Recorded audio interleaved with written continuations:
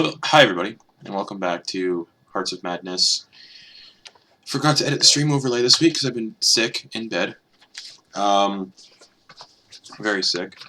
And I had almost an 11-hour workday on Monday, so I haven't had a lot of free time to myself.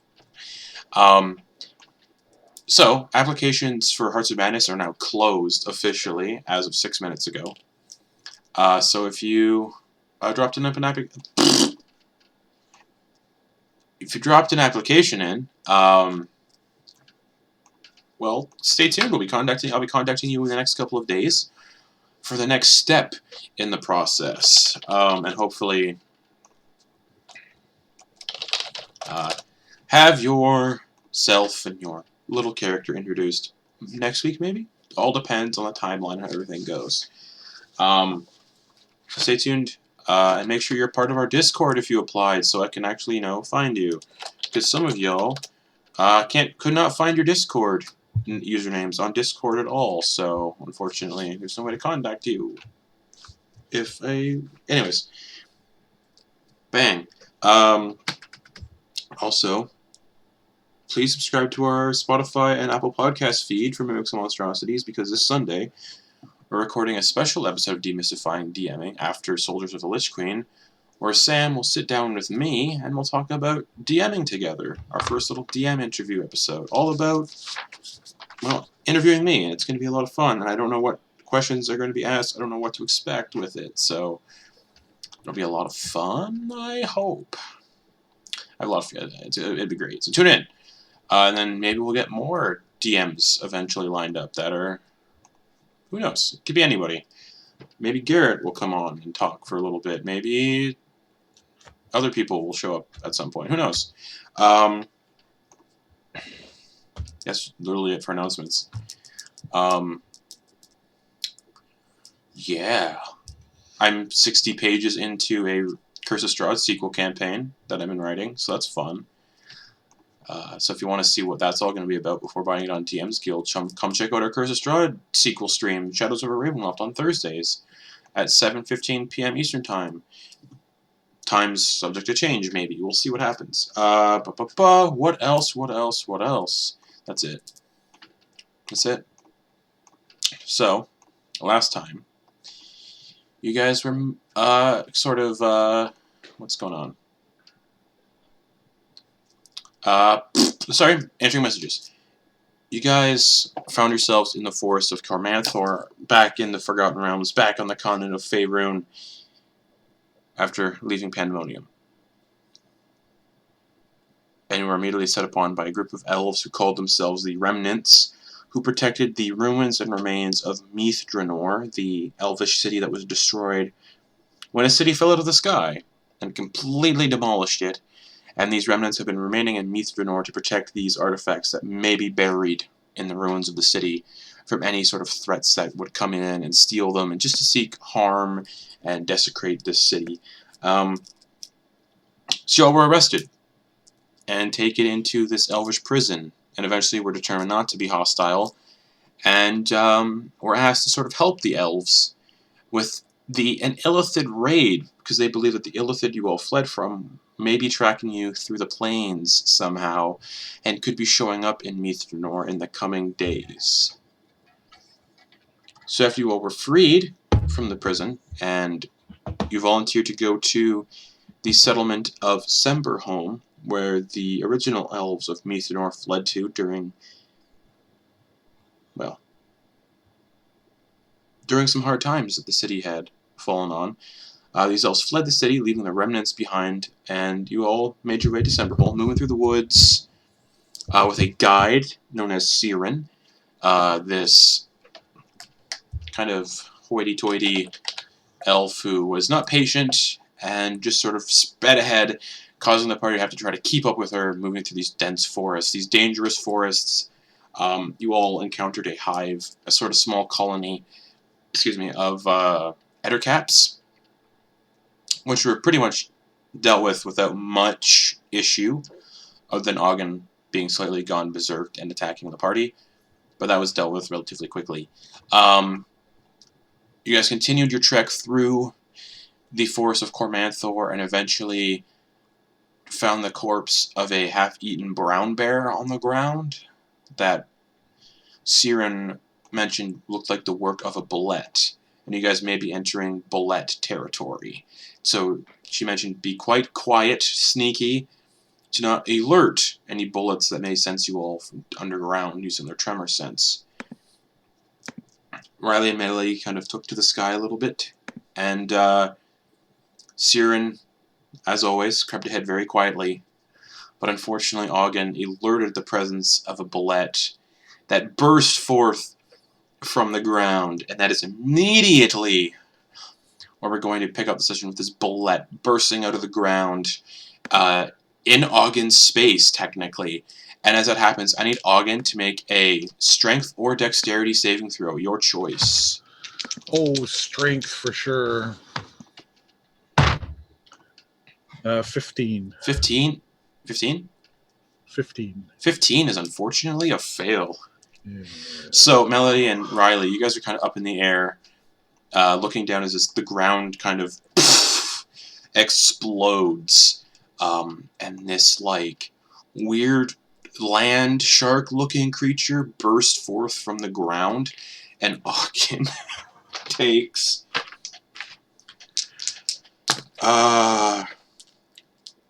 13 bludgeoning damage and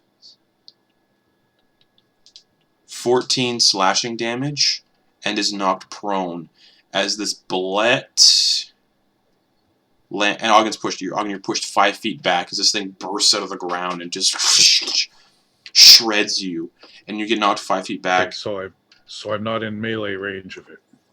You're within 5 feet of it, and knocked prone. Oh, right. Yeah, it came up in my spot and pushed me just out. Okay, got it. Yes. And you guys watch as this Bulette just out of the dirt, knocks Auggan back, and that'll bring us to rolling initiative, everybody. Am I prone too? You are. Oh no! Oh no!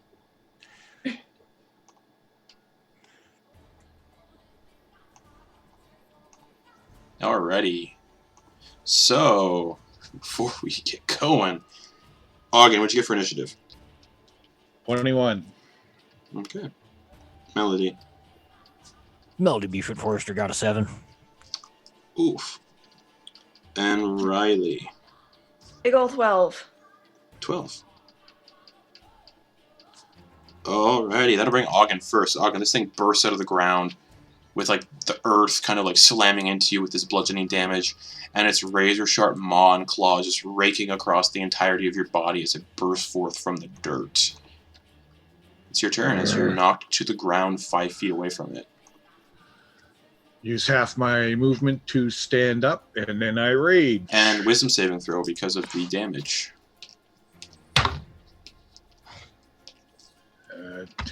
8.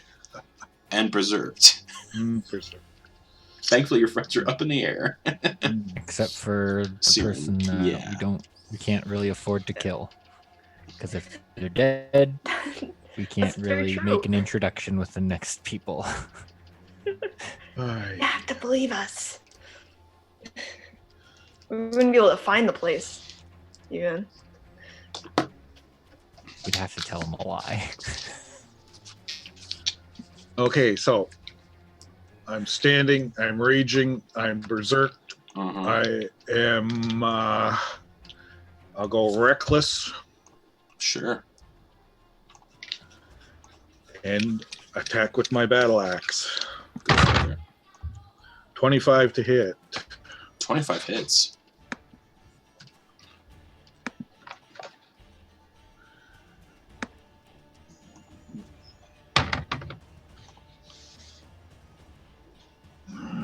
Let's see, 8 points of bludgeoning damage. Oh, sorry. Battle axe, that's slashing damage.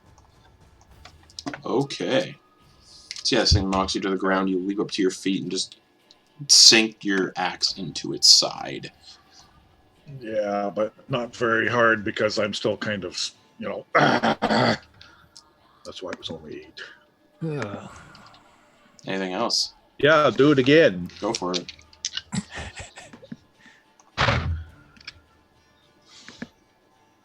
$28 to hit. Hits.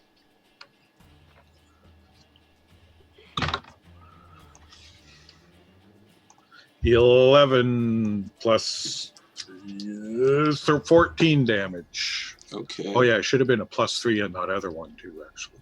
Okay. So you just But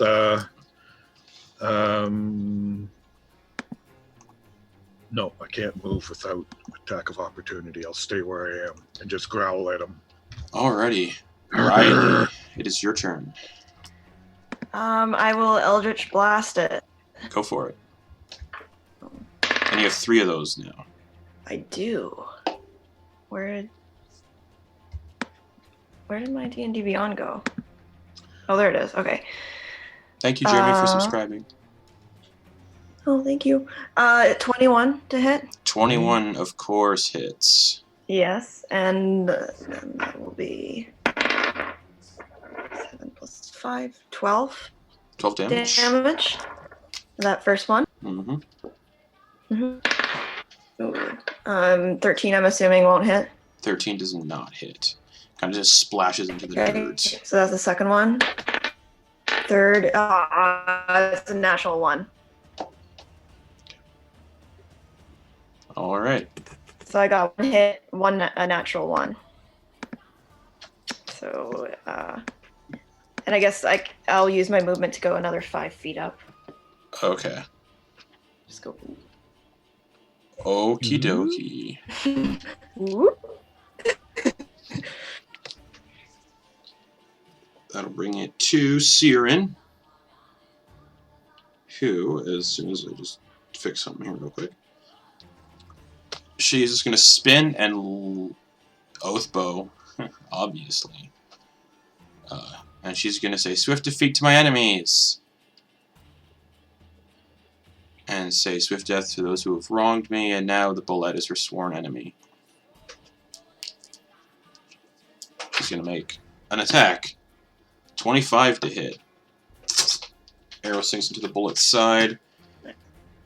7 piercing damage. Plus 3d6 additional damage. 9 additional damage. And then she's going to knock another arrow and shoot. Launching 2 arrows. Not impeded by the close range because of some certain feats. 16 to hit. Misses. It kind of just tink glances off the armor.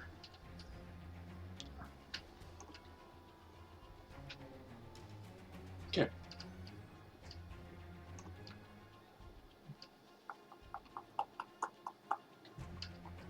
Let's see.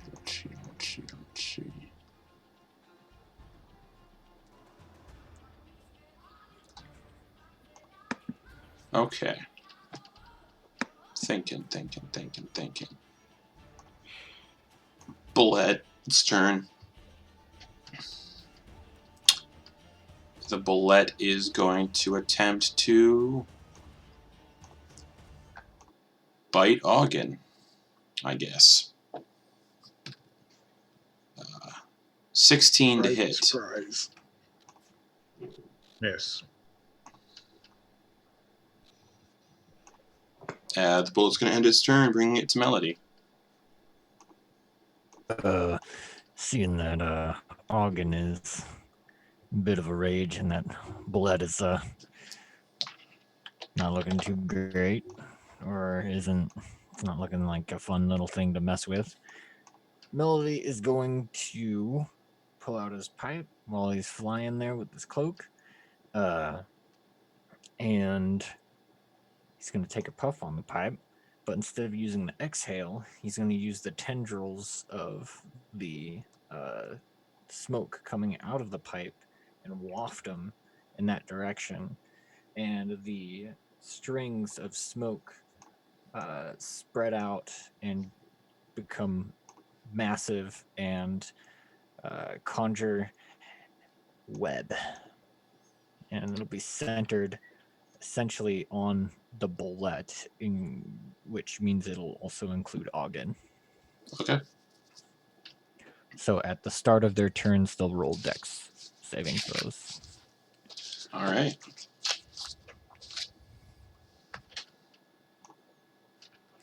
Anything else? How high am I? I don't remember. How high can I be? Because I've got like a 60-foot fly speed. The canopy's about 60 feet up, and the canopy's dense, so you can't get through it. Okay, then he'll get about like 50 or so. Okay. All right. And Anything just else? Bombing. Yeah. No, that's it. All right. Auggan. Okay. Same thing. Still reckless. You are restrained. I am. Oh yeah, you said a deck save, right? Or dex save. So depending on this, you'll be restrained. 10. You are I'm restrained. still restrained. So attacks with disadvantage. Or a flat roll if you're doing reckless. Yeah, I'm reckless, but I still get to attack. Without advantage. Ooh, 23 to hit. Hits. Even within the webs, you just like...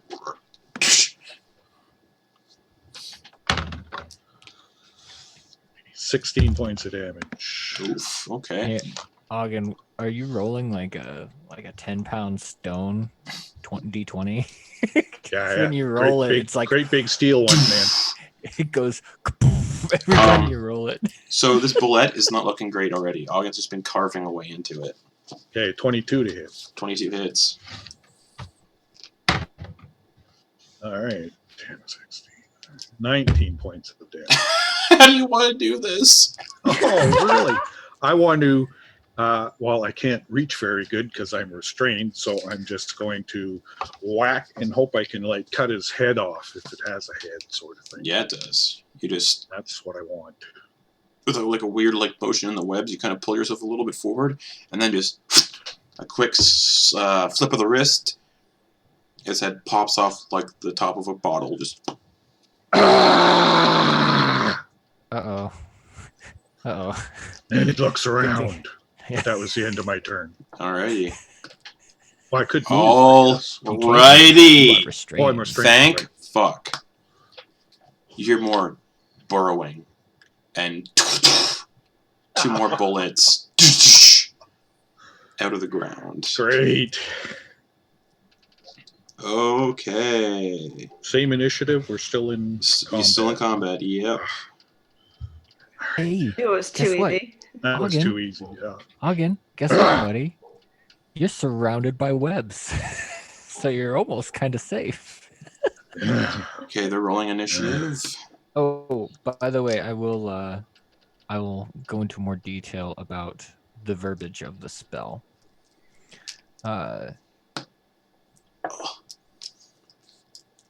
Each creature that starts its turn in the webs or that enters them during its turn must make a dex saving throw. On failure, the creature is restrained as long as it remains in the webs or until it breaks free. Creature restrained in the webs can use its action to make a strength check I was against busy. my spell save DC. Alright. So 2 more bullets burst out of the ground within 40 feet, not 40 feet, sorry, 15 feet of Auggan. Enough where they're not going to be restrained by webs? What's the radius on that again? The webs fill they a wouldn't really know where the webs 20-foot are, though. The So. webs fill a 20-foot cube. Alright, so as they both burst up, I will see if they end up in the webs. Okay. The one got a 17 dex save, so I'll say it's 5 feet away from the webs. And the other one got an 8. So the second one that pops up right into the webs and is restrained. Okay. Was the web centered on the first bullet? Yeah. All right, so Auggan, Yeah, anything that one, else? you're just gonna... Nope. All right. Can't The do bullet anything else that- but yell. The bullet that popped up that wasn't restrained is going to move towards you, move into the webs. Dex save. So it didn't start. Yeah, if it moves into the Yep. webs on its turn, it makes a dex save. 16. That fails. So it is restrained. So it's going Yeah. to bite at Auggan with disadvantage. Don't think that'll do it. So now is there 2 that are restrained? Yes. Just the 2? Okay. 15, right? Does not hit. Does not hit. So this gets caught in the webs. That'll bring it to Rylie. My Okay. cloak makes it Disadvantage anyway. That's right. So cool thing for you, if you use Eldritch Blast, all 3 would have advantage. Mm-hmm. Oh, yeah. Because restrained, yeah. Right, okay.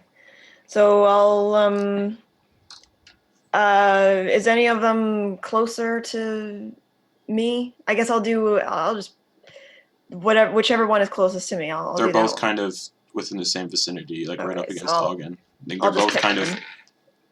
of like pinpointing Auggan. That's 21. 21 hits. Okay. Which one are you going for, the left one or the right one? I'll say I'll go for the left one. Okay. It's 10 plus 5, 15. 15 damage. 15 damage. That one. Okay. I'll go for the same one again. Sure. Just 7 plus 9 is 16. 16 off the armor, but no damage. Okay. Same one again. They have very strong armored bodies. All right. Oh, I forgot to roll with advantage. Darn, you just reminded me too. Can I roll out? So Yes. that last one. That was a 15. Plus the 9 is 24. Hits. So that one. 14. Okay. All right. Just blasting it from basically gunfire from above. I'm just imagining this tiny halfling girl like flying in the air and saying, pow pow pow pow pow. And then the last one is it's 19 plus 9. Yeah, that hits. Just and that's 18 plus 5, 13. 13 damage. Nice. Melody's just in the back. Yeah, get him. Yeah. Get him. All right. Anything else, Rylie? No, that's all. All right. The second bullet that burst out. That's restrained. Is going to make a bite attack against Auggan. Okay, yes. Restrained. Yeah, I rolled 2 16s. miss. 16 plus 7. Oh, that hits. Yeah, so it chomps down on Auggan's these are large creatures, so they're big. It is going to chomp down on Auggan's basically shoulder, torso area, and that's a lot of damage for a Bulette bite. I got hit points. Yeah. We'll see. Oh! I rolled somewhat okay. Mm-hmm. Yeah, these guys are scary. Auggan, you take 38 points of piercing damage. But you are raging, so it's in half. Half. 19 then. Yes. 19 points of piercing damage. This thing just chomps down into your torso, basically, bringing it to Siren, who's just going to be like, I told you all to be quiet! And 2 arrows, 1 in each of these. That's a miss. That is not. The second one does get hit by the arrow, but she does not have... Oh yeah, oath bow, so blah, blah, blah. Is there a restriction on that you can do? Oh, after the next dawn. I've been using it wrong. So that one only takes 6 piercing damage. She can't do it with every enemy she sees. Only 1 per dawn. Okay. Makes sense. That'd be really overpowered. Then she's going to shot 2 arrows. That's her turn. She's going to stay where she is. And that'll bring it to Melody. Both of them are within melee range of Auggan. Oh, yeah. Okay. I guess I'll go after the one that Rylie was hitting. Go for it.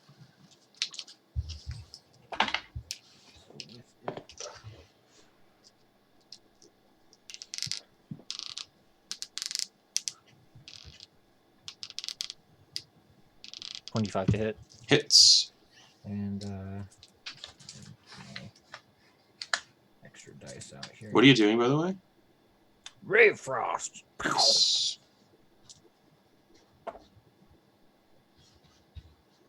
Ugh. Ugh. Ugh. 5 5 damage. damage. Nice. Just 2 1s and a 3. off its rounded, domed head. It just and it looks up at you. Howdy. And Melody will go up just beneath the canopy, so he's at 60 feet now. Okay. And that'll end his turn. Okay. That'll bring it to Auggan again. Still raging. Yep. Still reckless. Yep.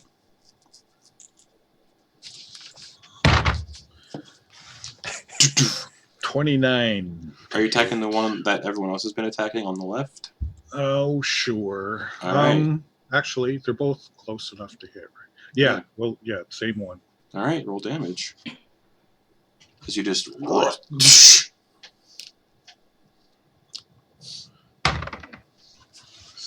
20 points of damage. oh!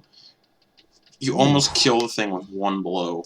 Just its Yeah, head. that'll do it. It's like you like sink the axe like almost all the way through it, and you feel it connect with its spine, and you nearly sever its spine.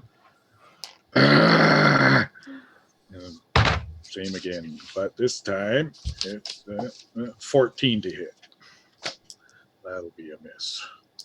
When you swing down and nearly like cut it in half, the blood spray and arterial spray hits you in the eyes, and you're like, ugh, and glink off the arm. All right. Anything else? No, can't do anything. All right. That bullet is gonna feebly just lean forward and try to bite you. I rolled a 15 and a 13. That's 13 plus 7. 20 hits. Yeah. So it's another big dice damage.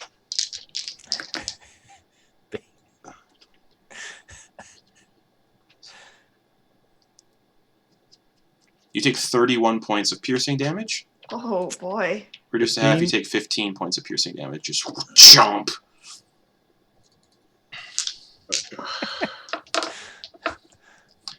And also with my crit rules, that'd be really scary. Yeah. Yeah. That's one of the reasons why I was thinking, oh man, I need to give these guys disadvantage as much as possible. So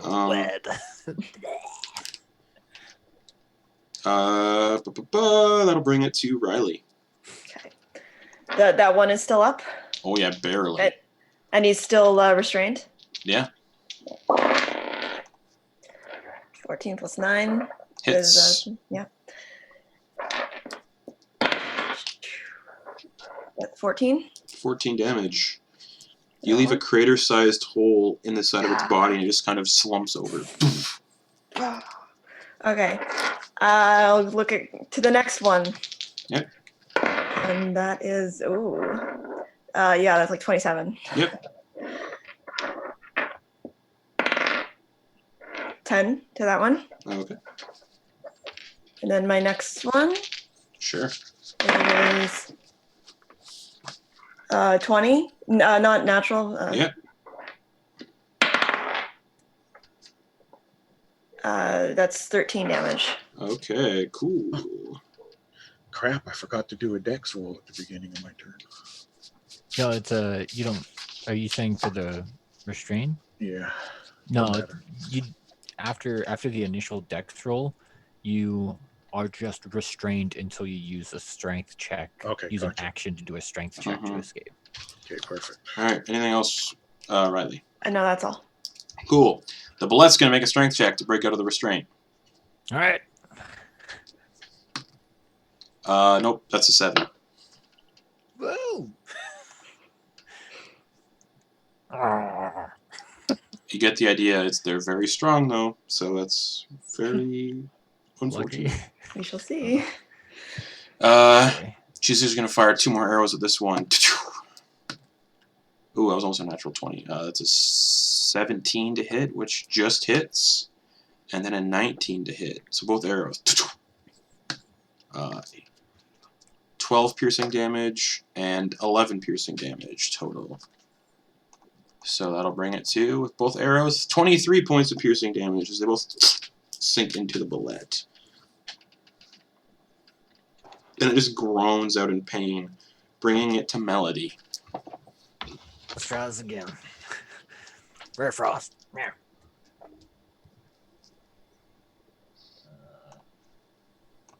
Dirty 20.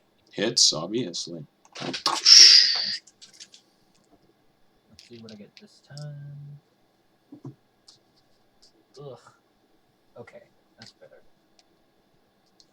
11 frost damage. Okay. Still standing. 3 and a 1.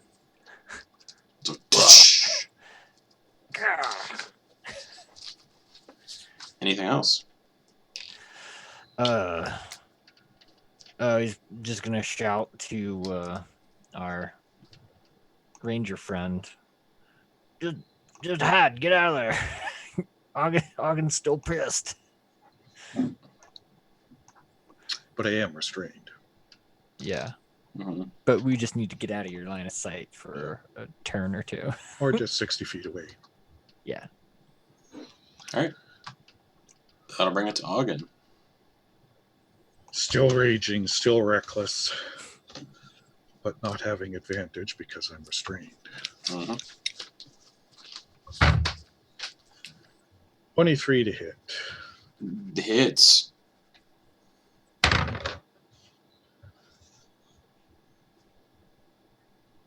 $21 points of damage. Jesus. Alright. That was max. Okay. That one is suddenly not looking so great. As you just carve into it. And again, Auggan's a beast. 23 to hit. Yeah. Ooh, not so much this time. 13 points. How do you want to do this? Nice. Same thing. I just want to chop its head off and get these other He's guys. just...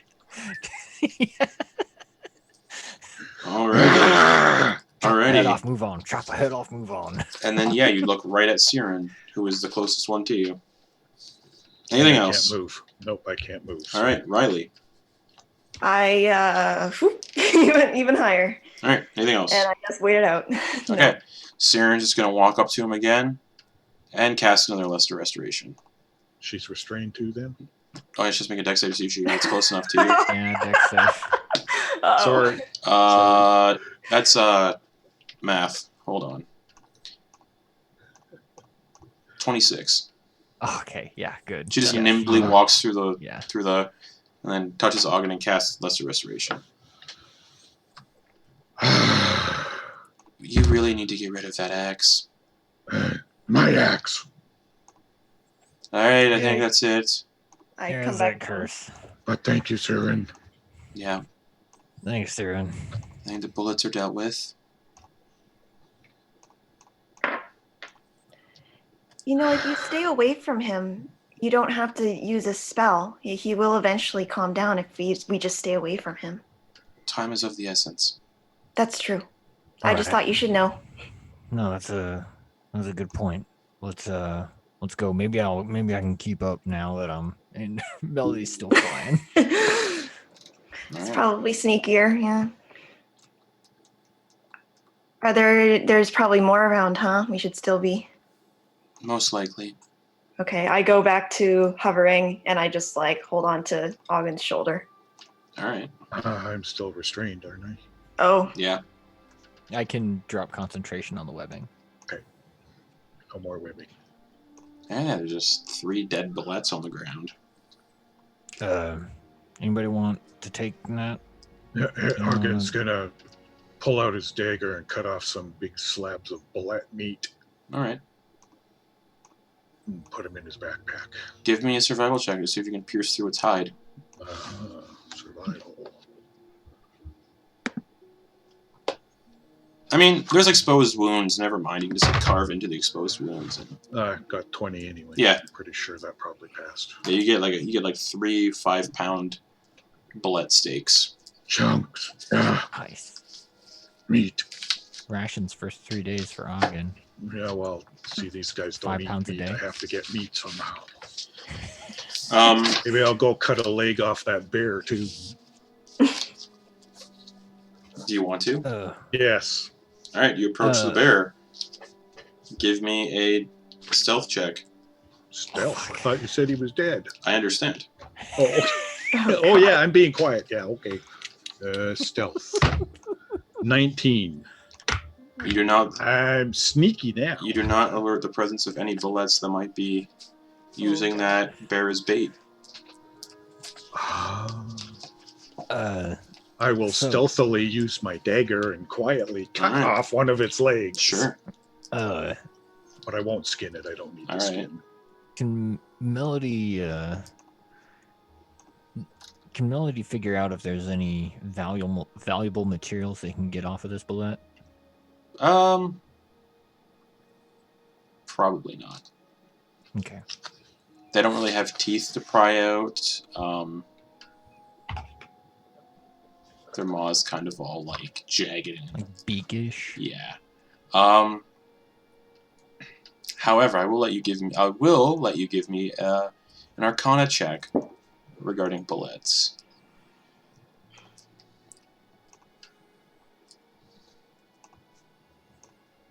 23. You would know that some sages believe the Bulette is the result of Mad Wizard's experiments at crossbreeding snapping turtles and armadillos with infusions of demon ichor, but nothing ever proven. Melody's just going to take a quick sample of the blood for further study. Alright, it's red. Yeah. But I mean, Yeah. you know, just because it's always nothing's been proven yet. Mhm. See if there's any like fiendish qualities to the blood at some later date. Alright. Yeah, let's get a move on.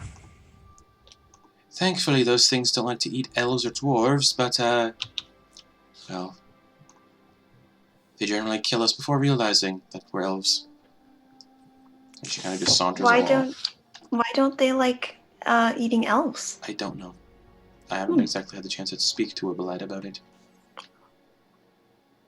Makes sense. They very much enjoy halfling, though. Oh, So it's a good Oh, thing I'll you, try to stay away. it's a good thing you were up in the air. Mm-hmm. And then she kind of just turns and then keeps moving. Very quickly, just sprinting again. Just Okay.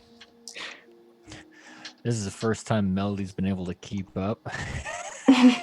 He's like, sometimes he goes a little bit faster, but then he'll like slow down. Oh, sorry. The trees are very densely packed together, so it's almost like you're bobbing and weaving between trees to not like smoke a tree. Yeah, Melody. Okay, he's definitely not going that fast then. You don't want it to be He's like gonna- the speeder bike scene on Endor. No. Alright. As you guys continue, about an hour or so passes of just moving. The forests tend to get much more dense. The trees start to change a little bit. There's more ash trees and birch and sycamore and huckleberry and all these different kinds of bushes and stuff start to appear. And as you guys kind of move along, a cluster of elves step out from the surrounding forest. Their bows relax at the sight of Siren traveling with you all. A lot of them are aiming their bows up at the people flying. Their numbers don't appear as grand as the Remnants told you about. They appear haggard, tired, and malnourished. Their skin is clinging tightly to their bones, and Siren even looks concerned at the sight of them. And they all just kind of look at you all and gesture for you to follow. And Siren just slings the bow over her shoulder and just kind of turns to you all and says, "This isn't normal for them. They appear sick," and she just follows. Hmm. I advise you, don't stay up in the trees. We'll be safe here on in. All right. So we're good to. Yeah. I go down, and if she doesn't stop me, I'll go continue walking. Yeah, it doesn't stop anybody. Yeah. All right. Justin, could you roll a d20 or a d12 for me? Okay. 12. Fuck. Okay, that's how many hours until I can use the cloak again. Bummer. Yeah. All right. So yeah, you guys follow? Yeah. Okay. The elves move slowly through the forest. There's a faint coming from a collect few as you all proceed. Judging by the signs of the forest in the area, you can tell a disease or something has stricken the land. A strange blackish purple film resides on the plants and even on some of the wildlife you see scurrying about. In the distance, you guys can see the city of Semberholme, built against the banks of Lake Sember. It's not a large city by any means, but it encompasses the radius of a medium-sized freshwater lake.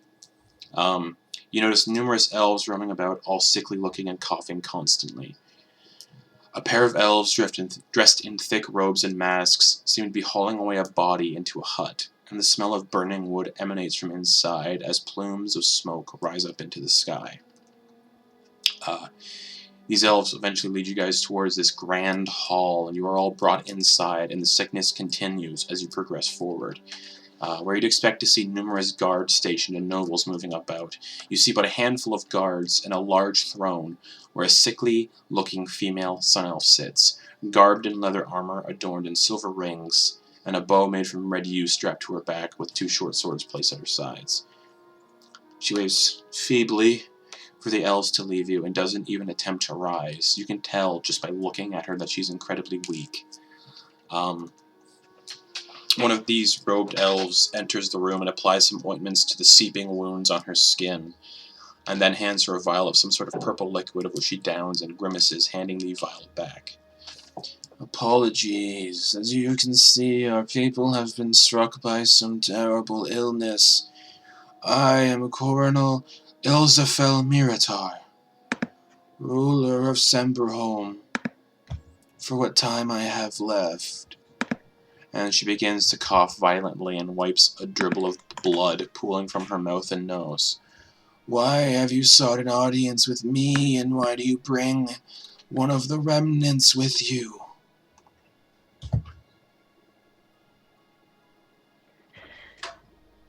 I'm just your name.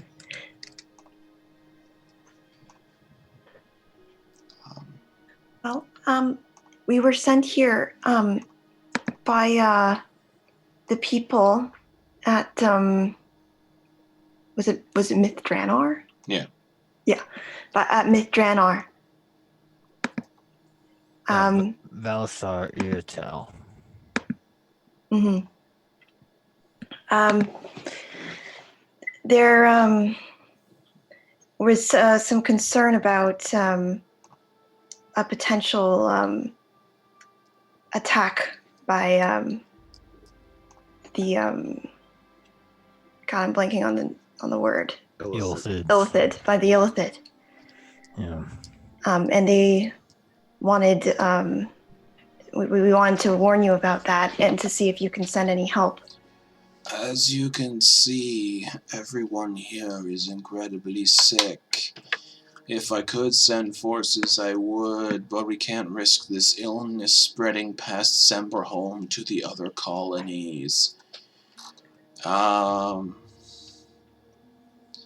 Unfortunately, all of our forces are too weak to do much of anything. And the only way we've found of stopping this illness is burning the dead once, well, they've succumbed. Do the healing waters not work this far away? No, we have no healing waters this way. Oh, well, I mean, you could move everyone closer to that stream. This is beyond those waters, we feel. I know you got roots here, but I mean, this doesn't look good. We can't risk leaving Semberholme in case we bring this elsewhere. Do you know where the illness may have come from? It spread quickly after some of the residents, and then a huge, like, clotted, phlegmy thing of blood just splats on the floor. And she kind of wipes her mouth feebly. Sorry. We noticed it happened after some of the residents drank from the water a few weeks prior. After that, it went airborne. We believe it still might be airborne. Unfortunately, and she looks at all of you, even Siren. You being here, you're most likely afflicted. Melody puts one of his blankets around his face. You cannot leave either until this sickness is dealt with.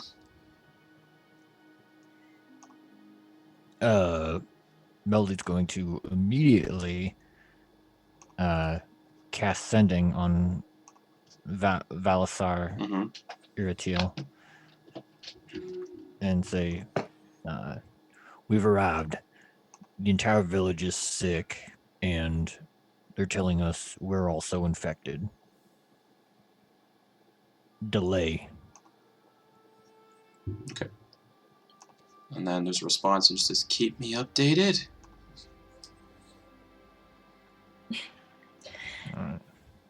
Has anything changed with the water that may have caused the illness? We're not sure, but the fish have been dying. So you're still having issues with the water. It's not just airborne now. It's continued. Correct. It's airborne in the water. Okay. We also haven't heard anything from the elves that lived in the lake, these aquatic elves that lived in the lake. We haven't heard from them in over a month. When you say they lived in the lake, do you mean how do you mean that? Aquatic elves, they live in the water. Literally in the water, underwater? Yes. Okay. None of you appear weakened by Not the weak. sickness. We've grown to call it barrow rot. Barrel rot. All right. The healers have told us that it causes the organs to liquefy from the inside out over the course of days to weeks, with intense pain before succumbing and death takes you.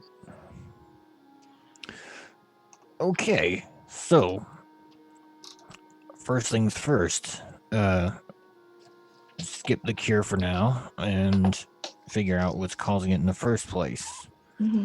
And then I guess we'll have to, none of us are the healing type that can resolve this type of an issue, but we can always investigate, see what's going on. Yeah. Are there any clerics or healers we could speak to who would have better understanding of the disease? They don't. Our healers don't even have an understanding of what's happening. They've just learned that burning the bodies is the best way to keep it from spreading. But unfortunately, the entire settlement is afflicted at this point, so we're just burning the dead to avoid it spreading to the outside of our borders. All right. We're going to need to take a short rest. We did come in contact with some bullets. You see our buddy Auggan here. Auggan's got like flaps of stick and stuff like it. Just like, we need to tape him up a bit. Feel free to use my son and his family's home. They were the first to succumb. It's the only place we have.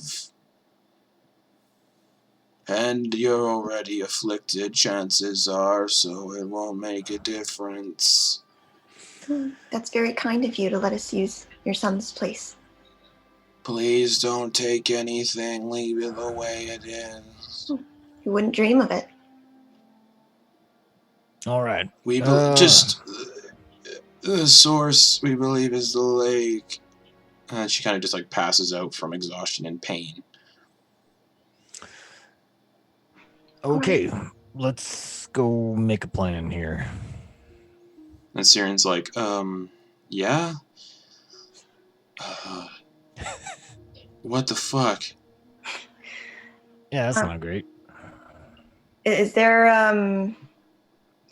so she's passed out, right? So there's a guard or something where we can say, excuse me, do you know how Yes. to get to this house that she was telling us about?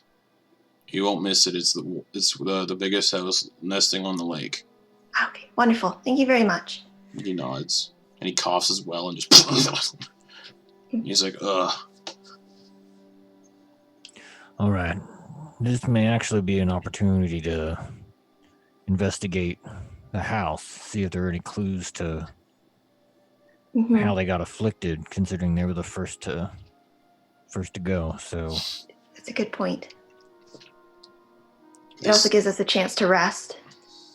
And hopefully not puke up our organs when we wake up. Hopefully not. yeah.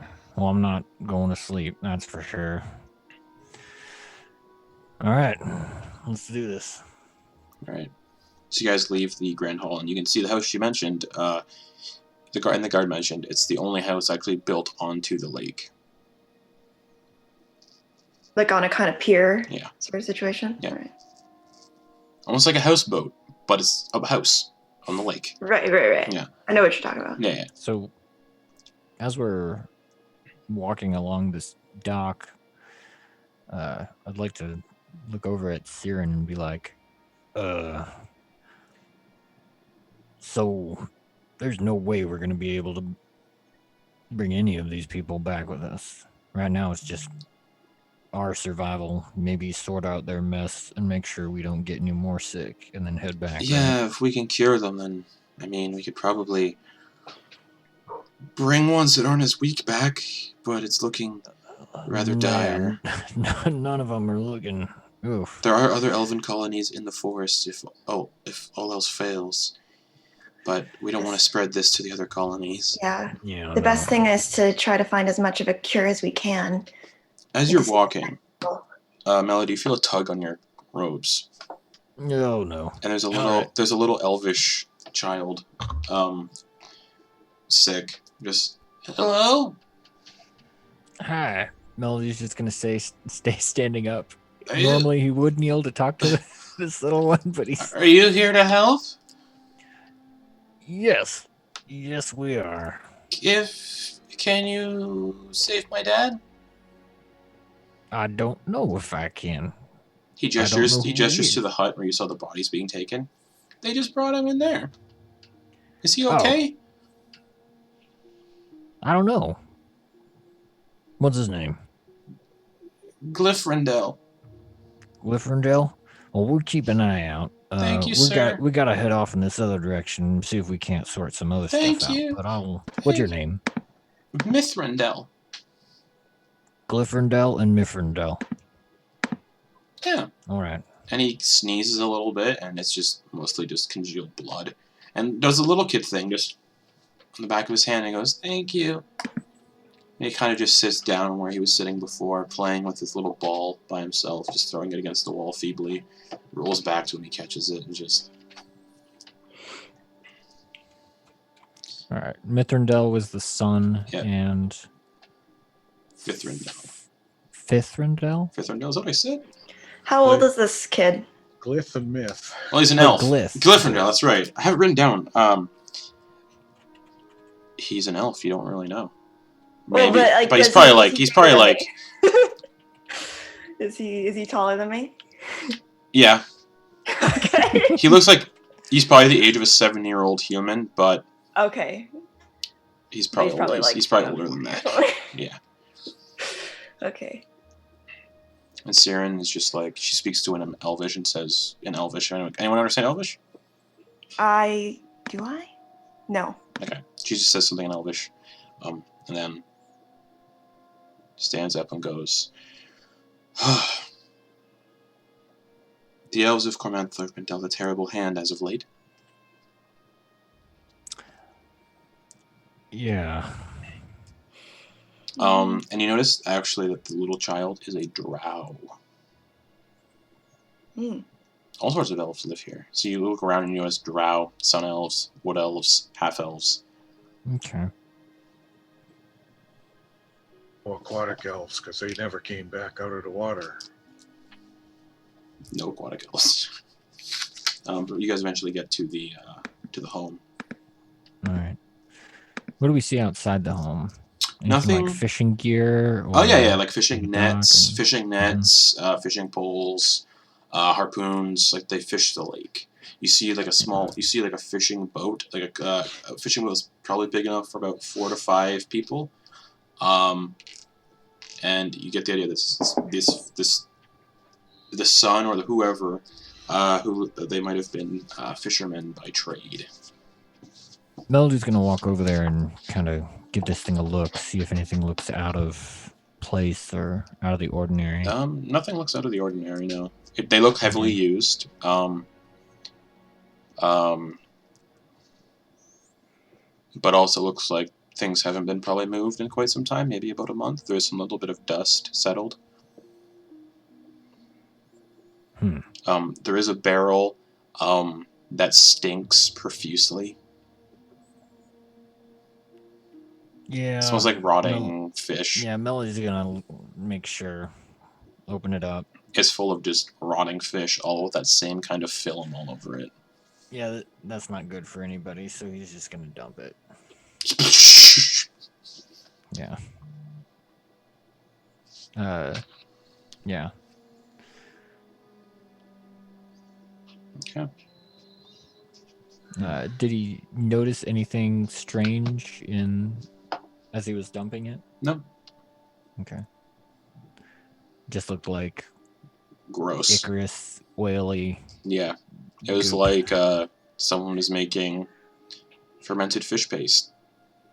But not... Lutefisk. Nice. Yeah. Or, not in a controlled rot environment.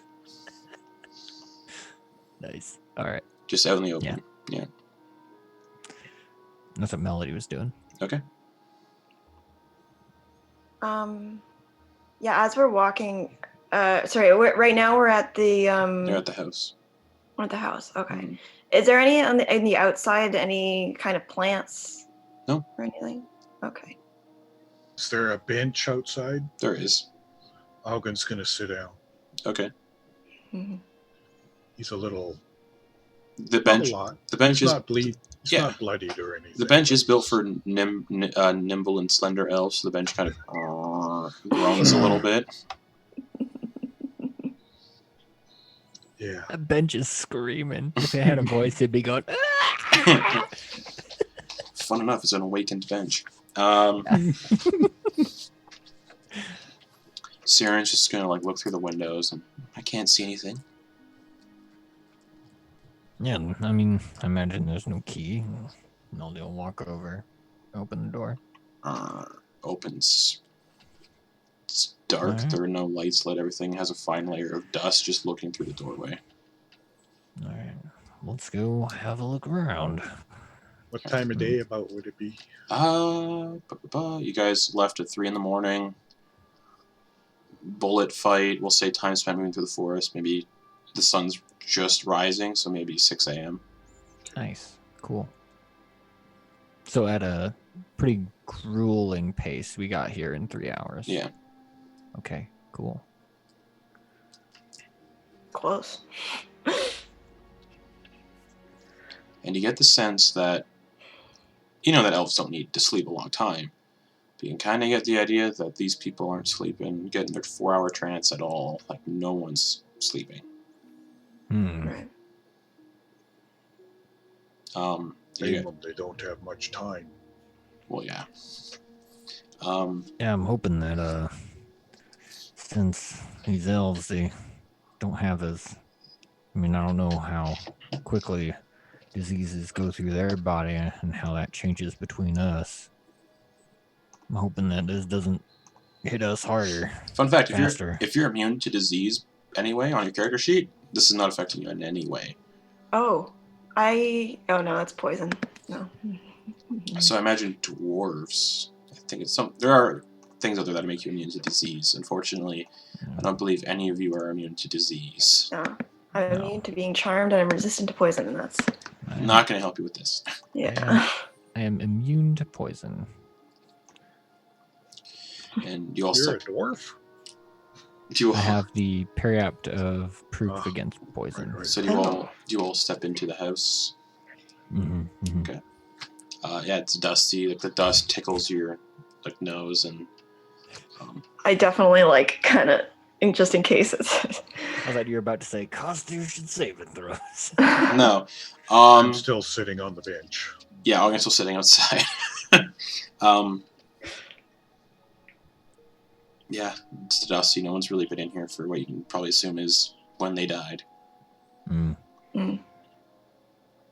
Yeah, Melody's gonna pretty much get the lay of the land. How many rooms are there? Is this single floor? It looks like it's a 2-story home. There's a staircase that spirals up in the center of the floor you guys are currently in right now, the foyer.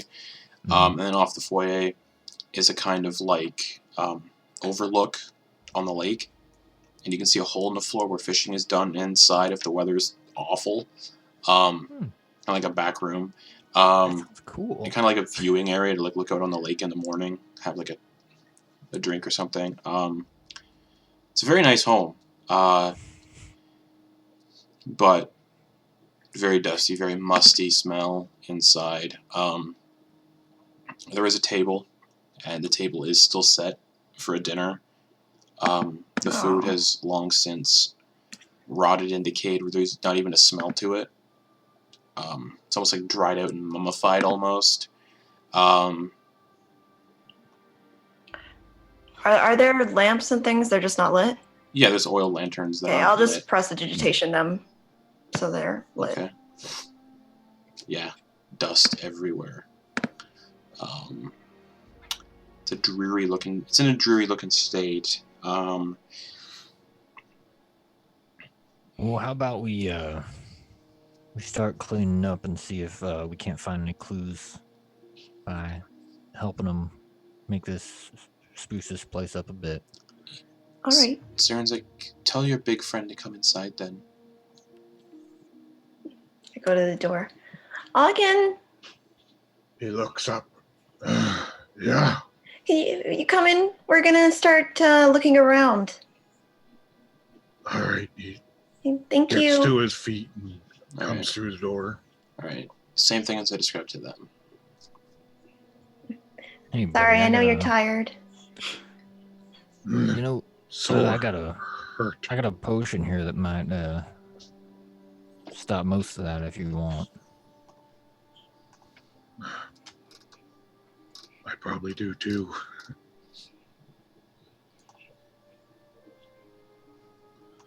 All right.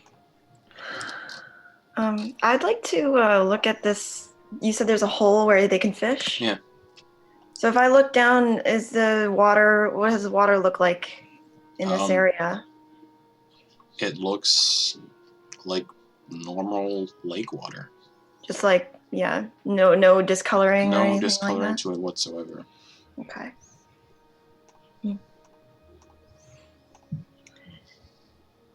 All right, I guess I want to go over to the food and look at. Is it fish? It is. It is. Okay. But none of it's been eaten. The dinner that's been set, none of it's been eaten. It's all just dried out and basically mummified on the table. Okay. Do they have a fridge or obviously not a refrigerator, but like some sort of like storage? There's a door. There's a door to your left in the kitchen. Okay. I'll look through that. It's the all pantry. fish? It's all there. There's fish hanging from the ceiling, drying out, and other like goods like breads and fruits, but all the bread and everything's kind of gone moldy. Okay. Yeah. Again, a fine layer of dust everywhere. All right. Looks like they've been dead for a while. Yeah. Well, they said they were the first to go. Yeah, that was about a month ago, I think. Melody's going to look around for any books or journals. Not on Where this. it's like You don't find any on this floor. Alright. He's gonna, after doing his once over on this first floor and getting the bearings there, not seeing anything that catches his interest Not right really. away, No. he's gonna go upstairs. All right, you go to the second floor, and the second floor isn't much. It's just bedrooms. You see a bedroom with there's a thing on the door that says the master bedroom, and then there's another door that says.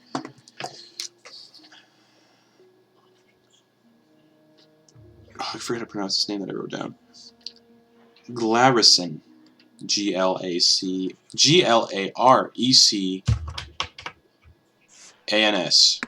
bedroom. Glaceran's bedroom. Glarisan's bedroom. God. It's a name. And on the door, there's kind of like carvings of like children's toys, and you get the idea. This was probably the child's bedroom. All right. Glarisan was the child? Yes. Okay. All right. If that was like the first door Melody comes across, we'll go ahead and All right. crack it open and look inside. Depressing. Yeah. Dust covered. The bed hasn't been made. Toys are still scattered along the floor in the state they were left in when the child was probably playing last. And you get the sense that he was probably... Yeah. There are stains on the floor, around the toys, and all over the bed. You can pretty easily deduce it's blood. Yeah. Okay. You don't really see anything else but that. A window kind of overlooking the lake, but nothing really else. Again, fine layer of dust on everything. All right. He'll try not to disturb anything. Okay. Out of respect, because they did say not to tussle anything up too bad. Yeah. Yeah. So he'll move on to the next room. Okay. The master bedroom. What's Auggan doing? Auggan knows he's not much help in anything related to like trying to heal these people. He's going to go to the back of the house and look out the window staring at the lake. Yeah, the sun's rising, casting a nice kind of reflection and glow off the lake. It's just nice to look at amidst everything that's going on currently in this place. He's just going to stand there and stare out the window. All right, you can hear unless somebody calls him or something. Sure. You can hear the distant call of a loon. That's about it. Rylie. I want to find. Are there any containers, like fairly empty containers, in this house? What do you mean? Like a jar or something like that. Yeah, in the pantry you would have seen numerous jars. Okay. I'll take one of those, and I want to find a ladle. Okay. And I want to try to see if I can get a sample from the hole. Is it close enough that I could feasibly do that? Yeah. So I just very, very, very carefully kind of fill a jar with this water. Okay. Really careful not to touch any of the water and just screw it up. Alrighty. And then besides that, I'm just looking around for anything. Alright. Back to Melody. You go into the master bedroom. Double bed, unmade, 4 posters. Again, blood all over the bed. And you can actually see footprints on the floor of what looks like somebody tried moving and then just kind of fell over. You can kind of see like a stain that kind of looks like the shape of a body on the floor. From like blood just pooling in. Yeah, someone just collapsing and just pooling out. Yeah. Siren. She comes. Okay, yeah. She comes scurrying up the stairs. What is it? I'm just having a look in here and figured we could probably use your eye for certain things. She starts looking around, just scouring the room. You see a vanity cabinet a wardrobe, and a door, which you can assume probably leads into like a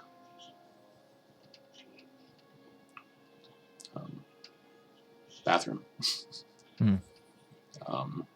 It's just like a hole in the river or the lake. Drops 2 stories. Yeah, sitting outside looking out that viewport window and just. Yeah. No wonder everyone's sick. And there you go, figured it out. And everything in here is also covered in a very fine layer of dust.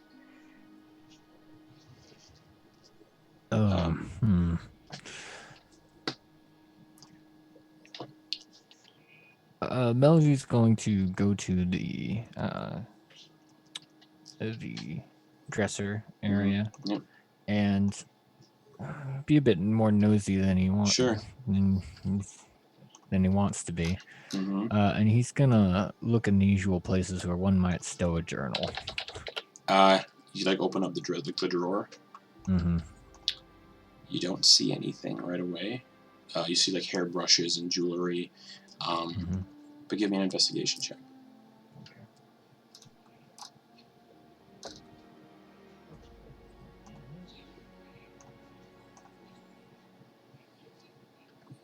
Dirty 20.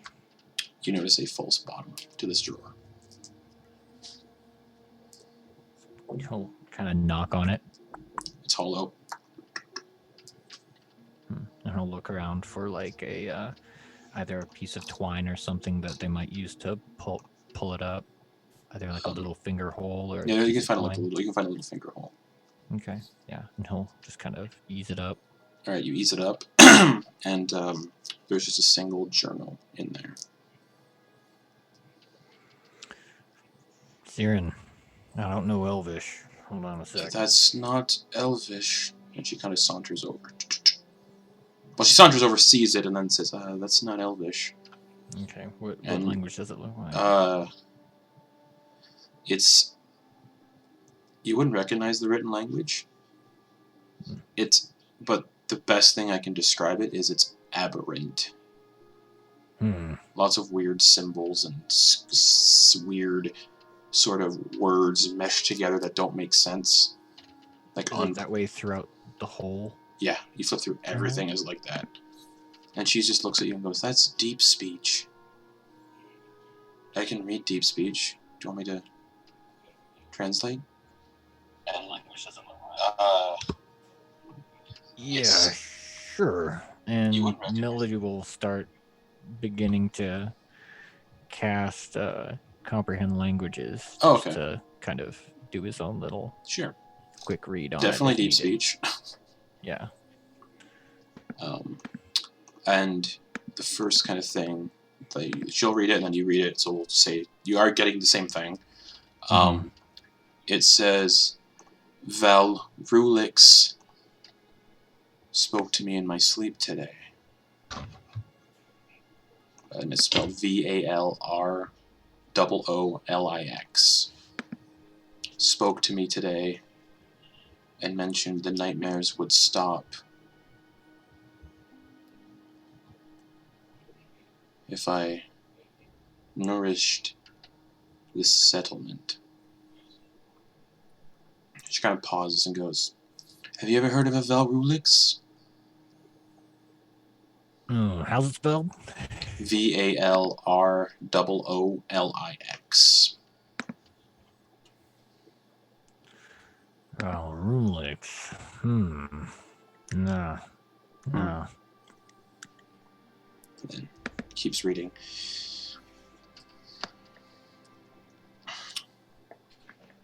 "I dreamt again of the underwater settlement. The elves there calling out to me, calling out to all of us, wanting us to join them. But we need to nourish the settlement." And then there's another note, and it says, "I've started with my wife and son. They are the first The first to ascend.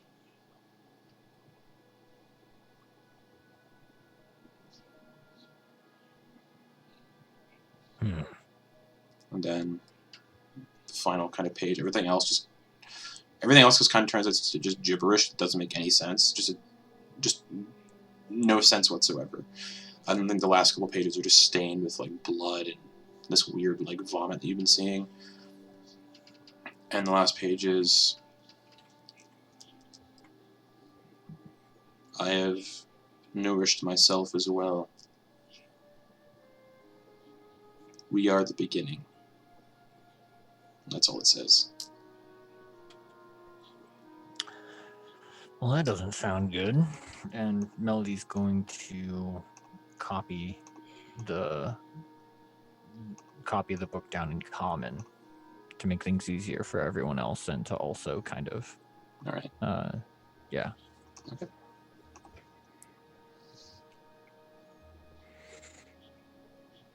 And Siren just looks perplexed, just confused. And... Yeah, none of this makes any sense. Never heard of a bunch of that stuff. Sounds like probably some type of corruption going on of both the mind and the body, but yeah, we're gonna have to figure out where this started. It sounds a lot like the answers lie out there, and she gestures up the window to the lake. Auggan see anything as he's looking out at the lake? Does there anything look unusual? You'd expect like a place like this, people will probably be fishing and Nobody's fishing. gathering water. No one is on the lake at all. Melody's gonna think back. Mm-hmm. Does he remember the name of that aboleth that they ran into? Eiloon. Okay. All right. So okay. Sorry. I was just like, No, that aboleth's name was Eiloon. Okay. Yeah. He followed you from Undermountain. Yeah, it's just like That he's would be a escaped. bit much. What the heck are you doing here? Darryl. All right. Let's see.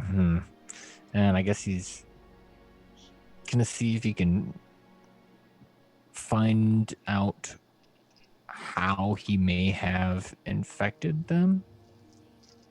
You can probably put that together pretty easily, based on the fish Like, you saw just through and the food? everything. Yeah.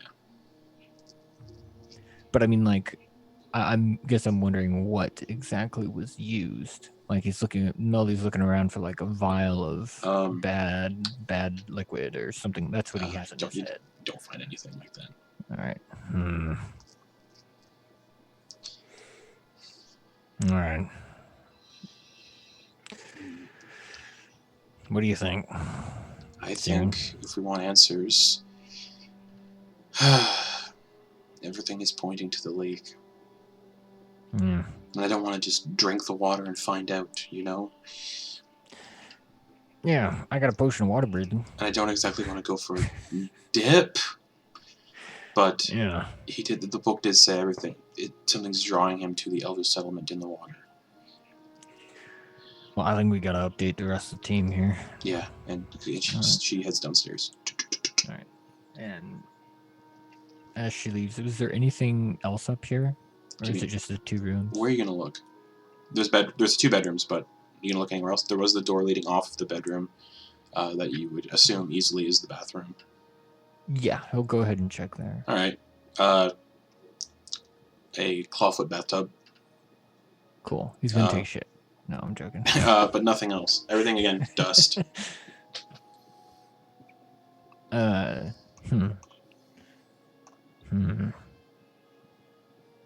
All right. So yeah, just the 2 rooms are the upstairs, or what's located upstairs? Yeah. Okay. Yeah, I guess he'll just give it one more round, check the bed. Investigation check, please. Okay. When you start like checking out the bed. Yeah. That's a 28. You see what looks like something that's been scratched on the floor under the bed.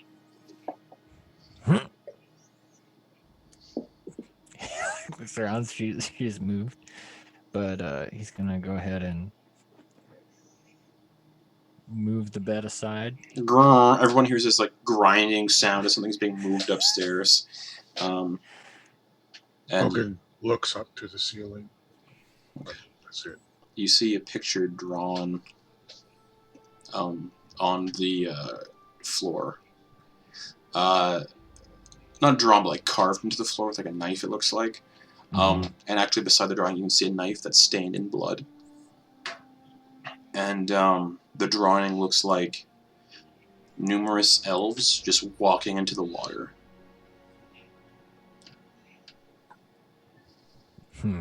Like they're being compelled to do so. Lemming style. Yeah. Alright. Well, that's weird. Melody's gonna take a couple mind pictures of that. Sure. Taking into account maybe different angles. Okay. While this is all happening, you all do get a short rest, obviously. Okay. Yeah.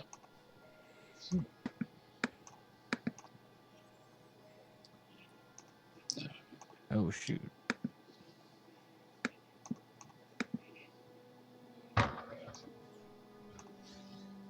We've... Oh, that's right. How many long rests did we have? It's one since our last time we used our hit dice. But we had the benefits of a long rest from the lake and then another long rest later. So I was just wondering how much my hit die should have been replenished. Probably that, so. 2. Yeah. I think. Yeah. Cool. Anything else, you guys? Okay. I'm gonna roll my dice. The sun rises a little more, Auggan. And Auggan, you see someone kind of moving around the bank of the lake through this window. Like there's a bank, obviously. It's not directly like it is on the water, but you can the bank beside the house, because these windows span the entirety of the back of the house. And there's just a nude sun elf standing on the beach looking out at the water. It's a male sun elf staring just out at the water, completely nude. Auggan's just going to watch him. The elf doesn't move, just keeps staring out on the water. Auggan just keeps staring at him. And he keeps staring out at the water. Melody's gonna rejoin everybody. Yeah. Just kind of be like, Melody. Has come here. Melody, come here. Well, quick thing for everyone here. Siren, did you fill them in on the journal? Yeah, she would have filled you guys in on the journal that they found, yeah. All right, everyone, get a look at this as well. And Melly's gonna use, he's gonna use the encode thoughts to pull the strand out for each of them of that drawing real quick, and push the strands towards them to kind of have them get a quick upload. Okay. All right. That's an update to the situation there. So, what are you looking at there, Auggan? Points out to the elf standing there naked. You all look out the window and see... He's been just staring. He's just standing there staring. You all see a nude, bronze-skinned sun elf, completely bald, no hair, just staring out at the lake, unmoving, just not breaking eye contact with the lake, just staring. What stage of the illness does he seem to be in? None at all. He's completely healthy? From this distance, it looks like none at all. Can't exactly tell 100%. Siren's like, yeah, that's not comforting, based on what we read upstairs and that image you just showed us. Should we go talk to him? No. No? No. Why not? I have a bad feeling. Well, I'm gonna trust that. Like I said, my curiosity got up. And there's a pounding on the front door.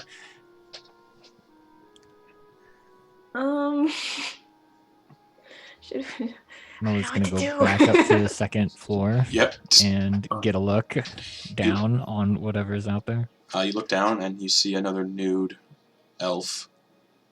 This was a drow male, long white hair, white goatee, just pounding on the door. Just poof, poof. And you can see blood just pooling out of his eyes, out of his nose, out of his mouth, out of his ears. And he's just pounding on the door. Hey, asshole, chill out. He looks up at you and starts to like climb up towards the second floor window. Just Huh. Friggin' neat. Melanie, what's going on there? Just like as he's going down the stairs. We got company. Oh. Uh-uh. We figured there was knocking. We don't hear it now.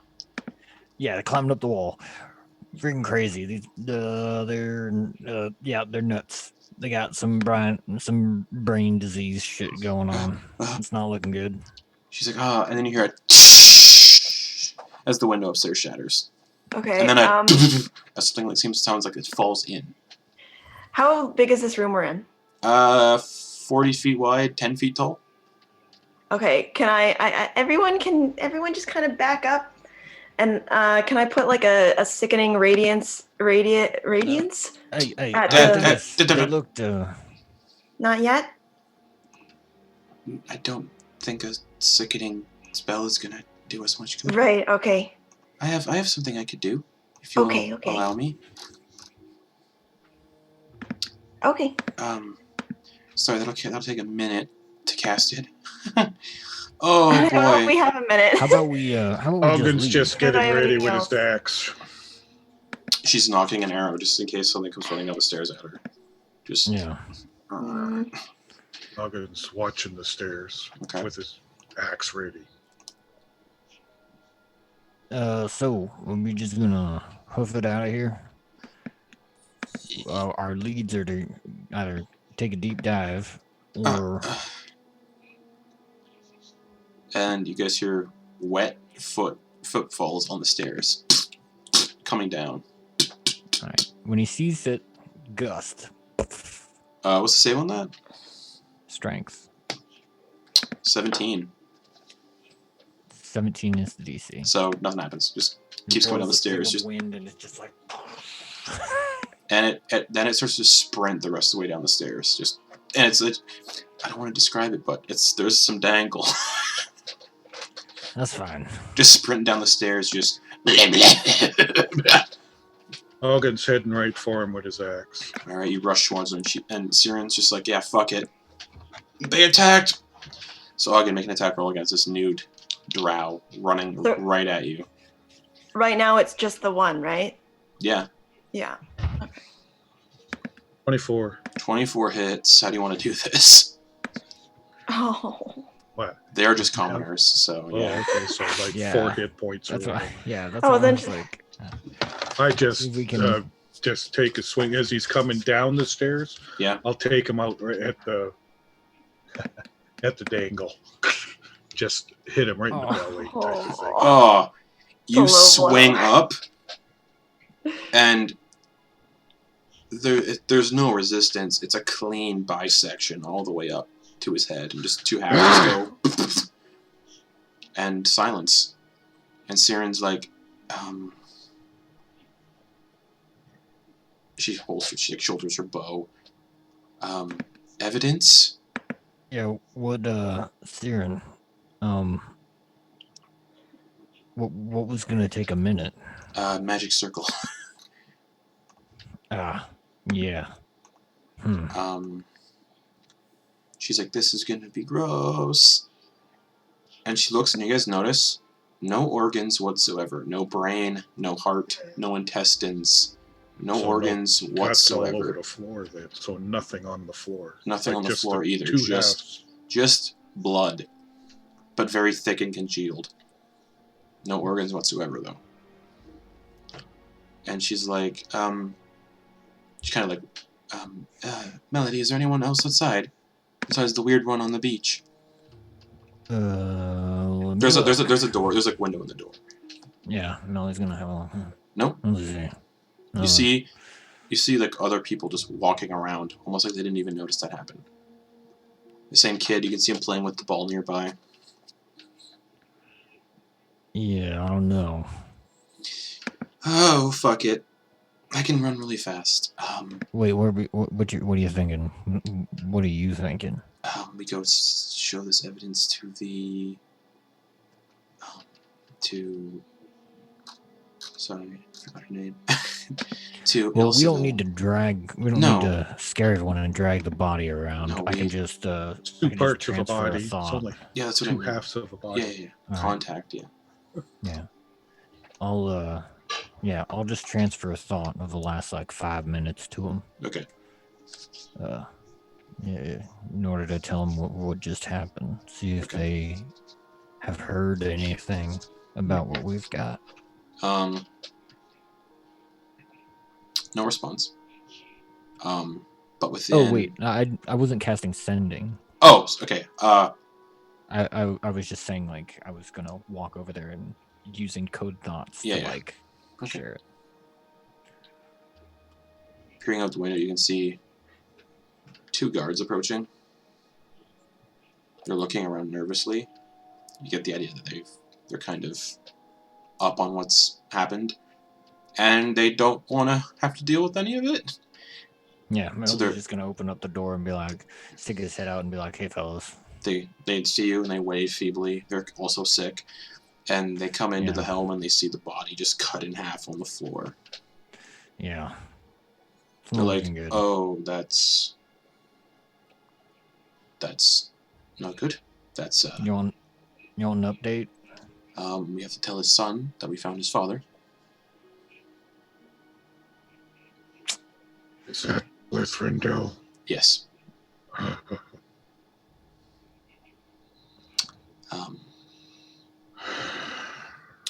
This hasn't happened. Well, we're gonna let you know a little secret that Ilseville doesn't want us telling anyone. Her son went. Well, this kind of happened to him, and he killed his own wife and son. Yeah. She's trying to cover it up because she thinks it's a stain on her legacy, but all of this is bad. And we need all the help we can get to solve this issue. Because if this gets beyond the forest, this could be bad. Yeah. Any more secrets? That's all we know. Something's really concerning me. Myth Drannor. Yes. Does he have a mother? No. Well, you got yourself an orphan now. All right. Yeah. Unfortunately, we don't want to think like this, but we don't think it's going to be much of an issue for long. Yeah. All right. He's pretty ill. Auggan's going to point at the other guy down on the beach. Mm-hmm. What about him? We'll look into it.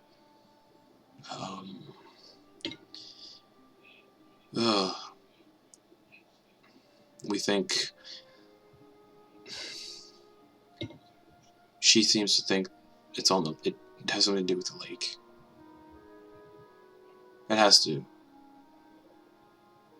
It's all started with her son. He was a fisherman. Well, I suppose we're just gonna have to retrace his steps then. Hop on that boat, go out on the lake. Any points of interest? Any fishing spots? Any regulated? It's all very teeming with life, or it was. Did the man who lived here, did he have any specific place that he fished? No, he fished all over the lake. It's teeming. All right. Yeah, that's why I said fishing spots. Right. Okay. While you guys are talking, Auggan's going to like grab 2 halves of the body and drag them off into the pantry. Okay. Oh dear. Just open the door and drag him to the back. Okay. Close the door. Yeah. How many people are being affected in this way specifically? Like going crazy, like attacking? We only ever saw her son do it. So is this? This is the This second is the person. first, second. We put her son down. We killed him. We had to. Do you have any knowledge that we don't know? Yeah. Right here I have a journal. Oh. It is the son's journal. What was the son's name, by the way? Restafel. Restafel? Restafel. Restafel.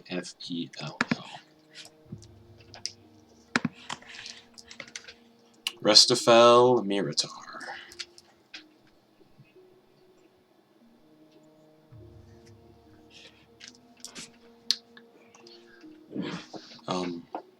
Anything specific in the journal that might explain what happened? Absolutely. There's some being going by the name of Valrux or Valrulix. Yeah, that's it. Valrulix. No idea who that I is. don't know. Doesn't ring a bell. Yeah. Seemed to be something that had was affecting the dreams of Restafel. Dreams? Yeah. None of us have had a dream in over a month since this all happened. I haven't been able to sleep. What was the last thing you dreamt of?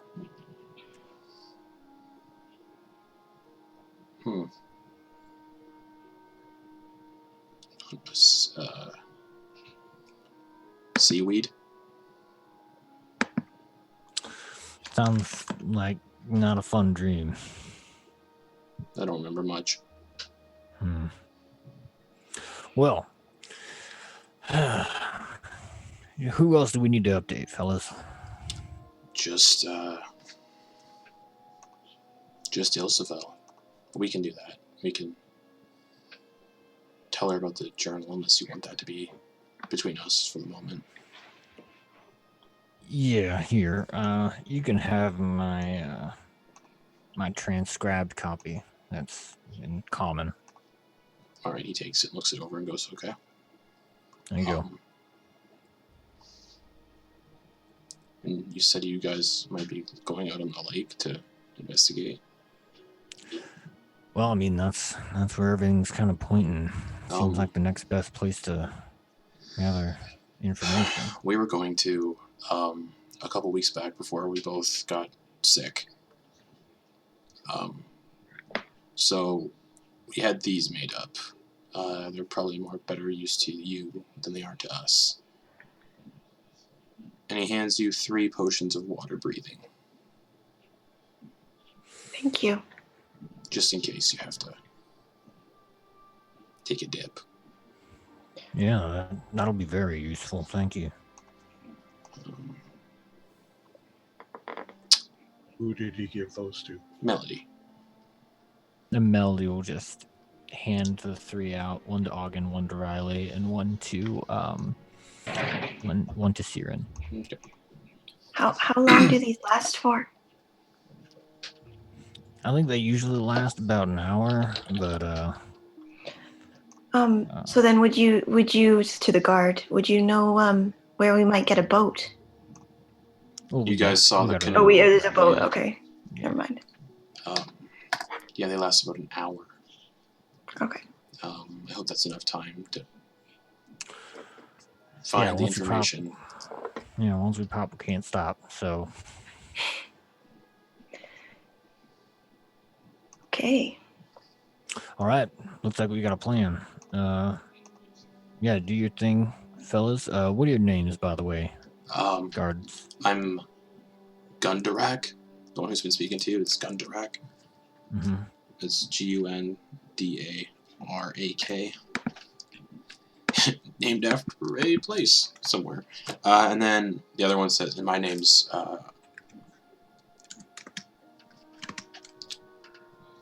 Tim. Perfect. Some who call Tim me. and Gundarak. Justin, thank you very much. It's spelled Thim. Thim. Tim. There we go. I love it. Gundarak and Thim are now my new favorites.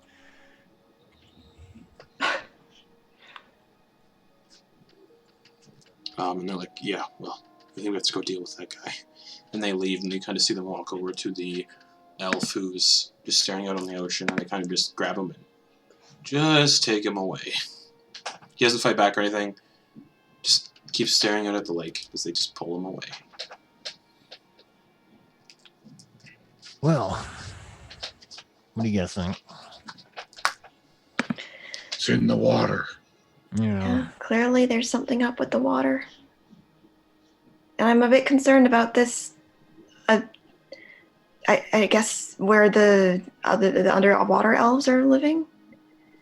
If there's something going on there. Most likely. So, yeah, that's something to check out. By the way, Justin, for the short rest, I used my Arcane Recovery to get both my 3rd level spell slots back. Okay.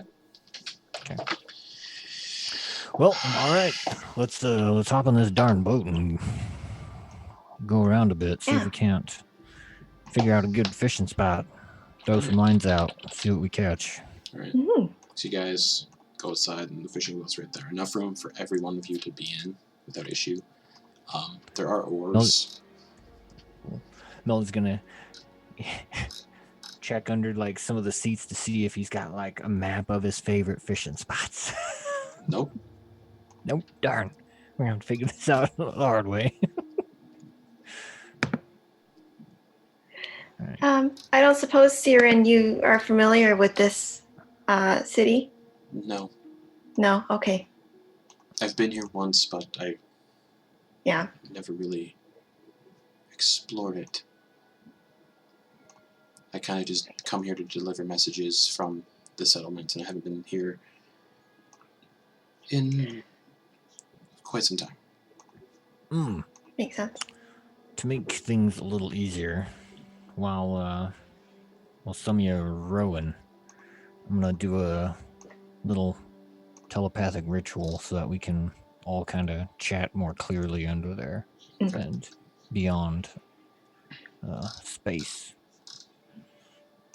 Melody will start ritually casting telepathic bond and doing as he's done with so many of you before, taking puff on his pipe and blowing in your ear, and it feels really weird and tinkly and a little foggy, but then it subsides. Okay. So you guys paddle out into the middle of the lake. It doesn't take long. It's a medium-sized lake. And immediately looking around,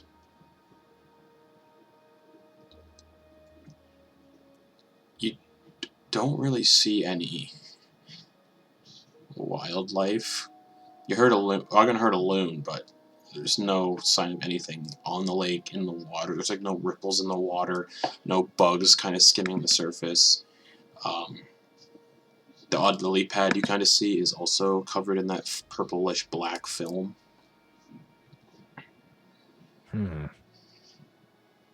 How clear is the water? Not clear.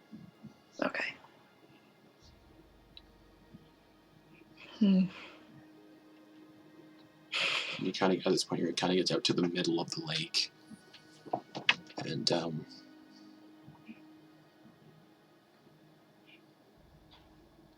everybody make perception checks. All right. Nice.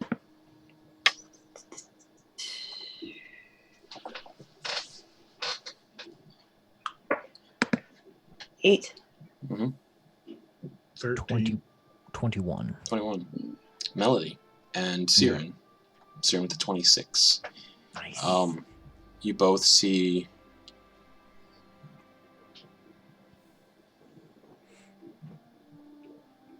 kind of like a pair of eyes and a bluish green head with green hair, and pointy elf-like ears kind of look at you all in the boat, and then dip its head beneath the surface, about 15 feet away.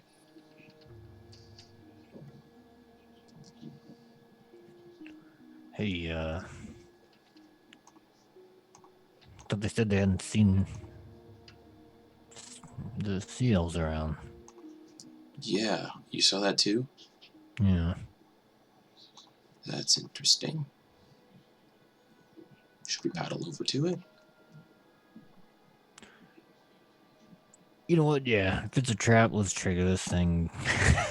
Alright, and she starts rowing. You guys start rowing to where the head was. Alright. It's probably doing the rolling. Nolly's gonna what's he gonna do?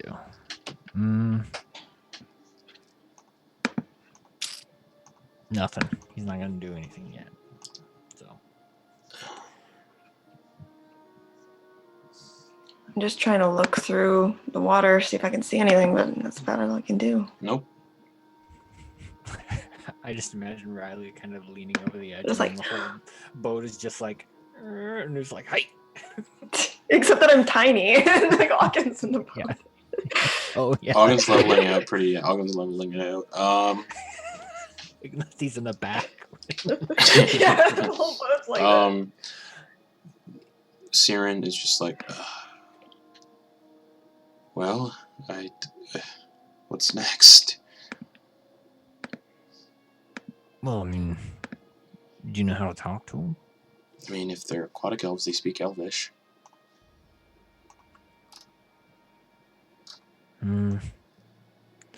Well, it's our only lead. And this is the middle of the lake. And I've spoken to aquatic elves before, so... Yeah, it looks like this is, and he'll just kind of do a big 360 and do a look around for any, like, landmarks or anything that might, I could try yeah. to scry on the thing you just saw, but it would probably not work. Well, I mean, I could beam you what it looked like. Oh, but I'm saying if it's like if we want to see where it is now. Know what Sort it of looks thing. like, though. But I've heard it says I can do it if it's secondhand knowledge of it. Yeah, but if I use Yeah, I don't think it's something we No, need to worry nothing, about. okay. You don't need to blow a spell on that. I think we can just hop down there and have a nice chat with them. Okay. Yeah. Oh. Hey, optimism. Optimism. That's all we got right now. Very true. Do Not you have a hun- crossbow? No, I have my short swords. Oof. Yep, Not ideal. it's fine. I have things. Don't worry. It's fine. Okay. It's fine.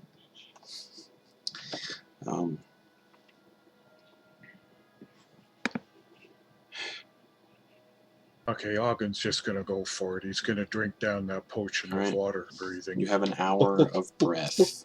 Look, and he's gonna roll off the side of the boat into the water, holding his axe. Melody's gonna telepathically talk to Auggan. All right, give us a layout. What'd you see? So, as Auggan does drink this potion, you guys watch as a bubble kind of envelop his head. And Auggan, Cool. it's like a jellyfish-like bubble your head is floating in. And it's cloudy green, and it smells like the ocean. I love the idea you just drink this thing, and then it's like you burped, and there was like Yeah. a like you do a bubble, and it was, So gross. Auggan, you go under to like look around. Yep. I go right off the side of the boat. It is murky as shit. The whole boat just goes. Yeah, that's what I was saying. Yeah. Yeah, Auggan. The water is very murky and dark. I'm holding my axe, so I'm probably sinking down pretty. There's a little bit of sinking going on. No air bubbles though, because it's all contained in the. But make me a perception check with disadvantage because of the murky water. My perception's pretty disadvantageous anyway. 2 minus 2, that would be 0. It's too murky. I see nothing, man. Oh, Auggan. See that sea elf? No, see nothing. Oh, nothing. Ah. It's like dark, and I can't see my hand in front of my face. I can't see. All right, fellas, we better hop down there with him. So oh boy, hold on a second, everyone. Melody's gonna put the goggles on. Yep, and she just downs her potion and just doesn't jump in the water, slips in, so there's no like splash. Yeah. I'll down it, and then I'll do a cannonball. Everybody's down their potions, and yep. So 1 hour breath for Auggan, Rylie, and Siri. And Melody, yeah. Boop. Wait, how's Melody breathing underwater? Because it was 3 potions. Right. I've had one since. That's right. That's right. Mountain. That's right. I forgot. I've had one since Mad Mage. That's right. Since I was in the Mad Mage. Yeah, I've still got an invisibility from so you all dudunk underwater, and even with whatever your passive perceptions may be, your high perceptions, murky as shit. Yeah. Even with Melody's goggles of night, I believe they are. Yes. Not helping. That's fine. It does help with like the darkness, but it doesn't help with the murkiness. Okay. So you can see maybe a little bit better than everybody else, but still disadvantaged. Let's see. What if I put my drift globe out? Would that help underwater? So, unfortunately, in murky water, the light doesn't exactly penetrate the murkiness. It almost makes it more like prominent. Hard on the eye. Yeah. So he puts it back away. Yeah. Melody's gonna see what a gust cantrip will do to the water. Okay. See if it just kind of stirs up the stuff floating around, or just stirs it up. Okay. Not really any sort of that didn't help. Discernible difference. Let's see. I really want to set a timer, but we're not going to be playing for another hour. So, based on how things are going. It's 8. True. Right? Well, 9 o'clock. I'll set a timer for next session. It'll make more sense. Fuck it. Well, Auggan's just going to start swimming down. Yeah. Hey, Siri. Set a timer for 59 minutes. Okay, your timer is set for 59 minutes. Cheerful. Siri's a guy. Yeah, Irishman. Oh, wow. So 58 minutes. And looking around. Anyone wearing heavy armor? Not me. Yeah, I don't think anyone's wearing heavy armor. Nope. Cool. So no one's gonna be like having to make strength throws while they try to swim. Cool. But we're all. None of us have swim speeds. No, so you're all having a rough time down here. Yeah. All would be half movement while you're swimming. Difficult terrain. All right. You don't know how deep the lake is. And you guys are about maybe 5 feet beneath the surface. Auggan with his big axe is kind of sinking a little quicker. But he can tread the water and not sink. He's strong enough to actually keep himself afloat. Treading. Alright, do we just want to see about shouting for this fella? Would it I don't even? want to come off as aggressive. Maybe we could try. Hello? Hi,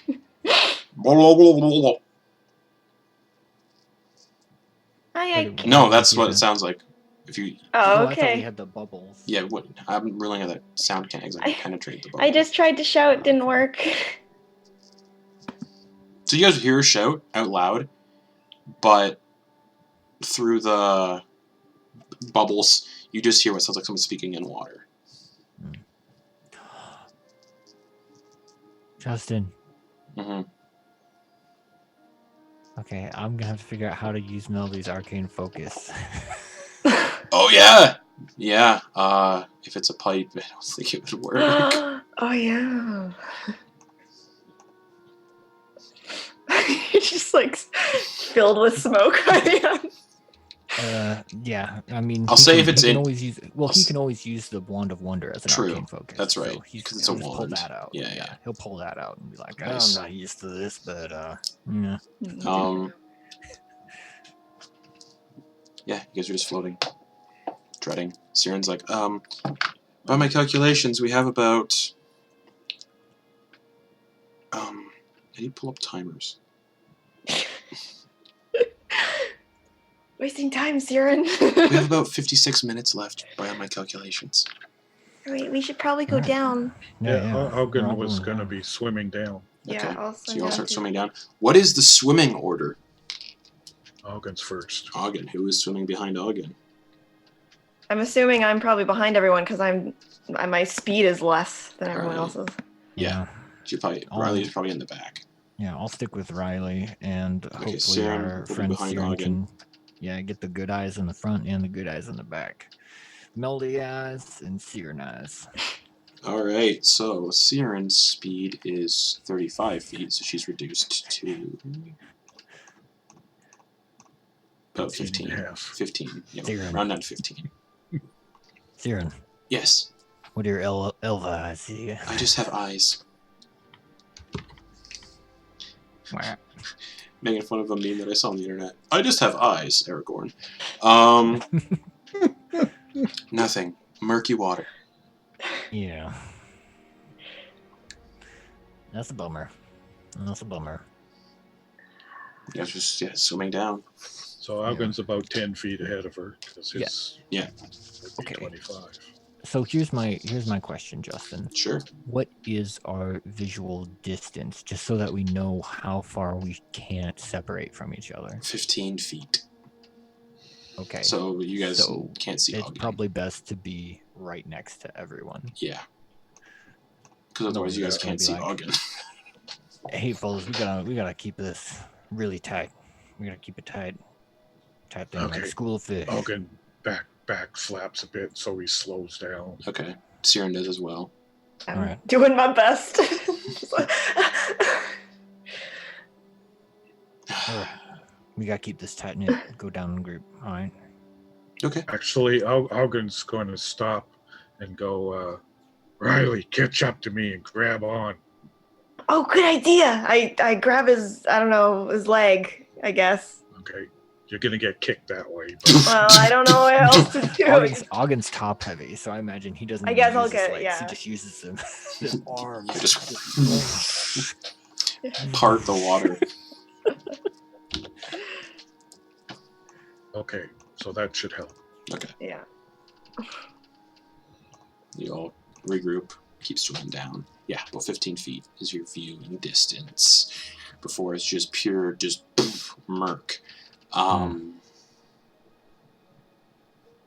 guys just keep swimming down. No bottom in sight. Keep on going. Swimming.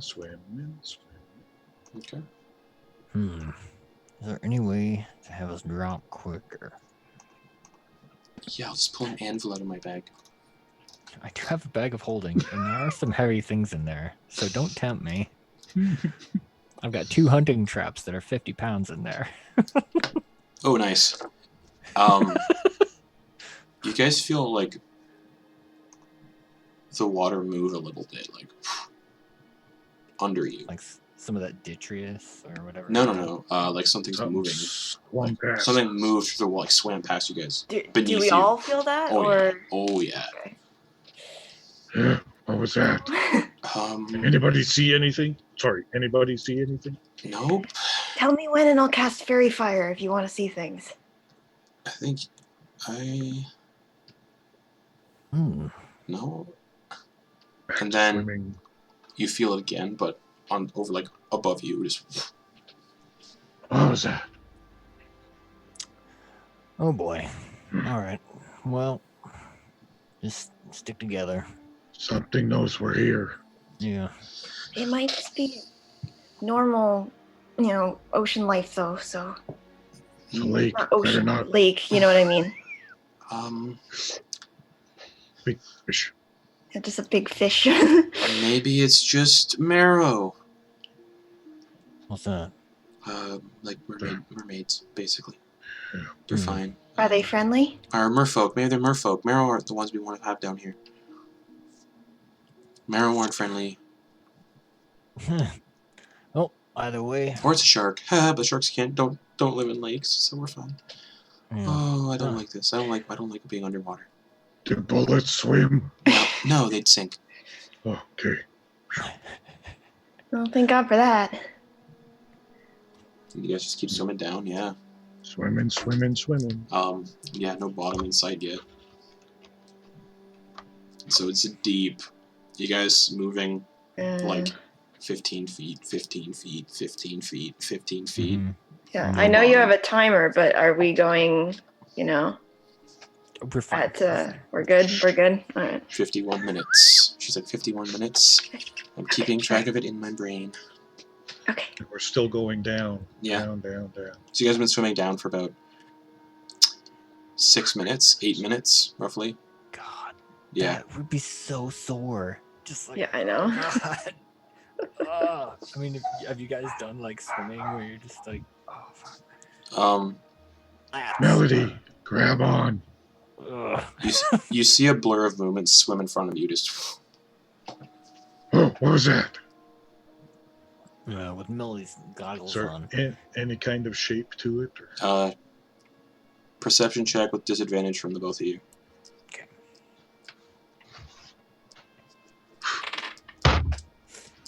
Oh, disadvantage.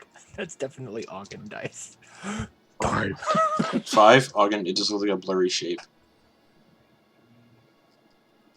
Is that thing really that loud? I've got dozens of other ones. Oh, it's fun. It's fun. I just like that one. 14. It doesn't bother us. It's just funny. 14. Yeah.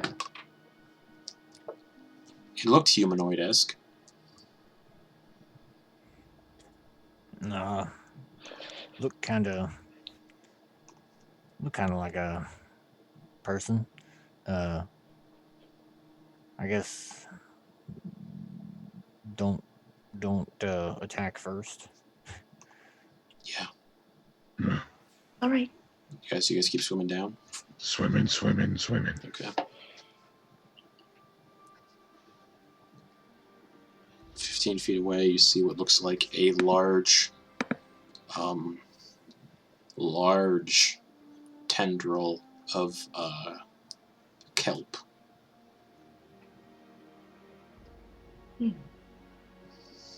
Like freshwater kelp. Just kind of rising up. It's about, looking at the length of it, it just descends down past your eyesight. Like you can get this and it's big. Hey, how Would about it- we Would it be faster to grab the kelp and pull ourselves down? I don't know. yeah, let's give it a shot. Give it a shot. Auggan's going to swim over to it. Melody, you should grab onto me too. Yeah, all right. And Siren too. Why not? I'll just pull us down. Sure. So now we're all just like clinging to. We have a chain going. All right. Okay. So Auggan's going to grab it and start pulling down. Dexterity saving throw as soon as you touch it. Uh-oh. Oh. 11.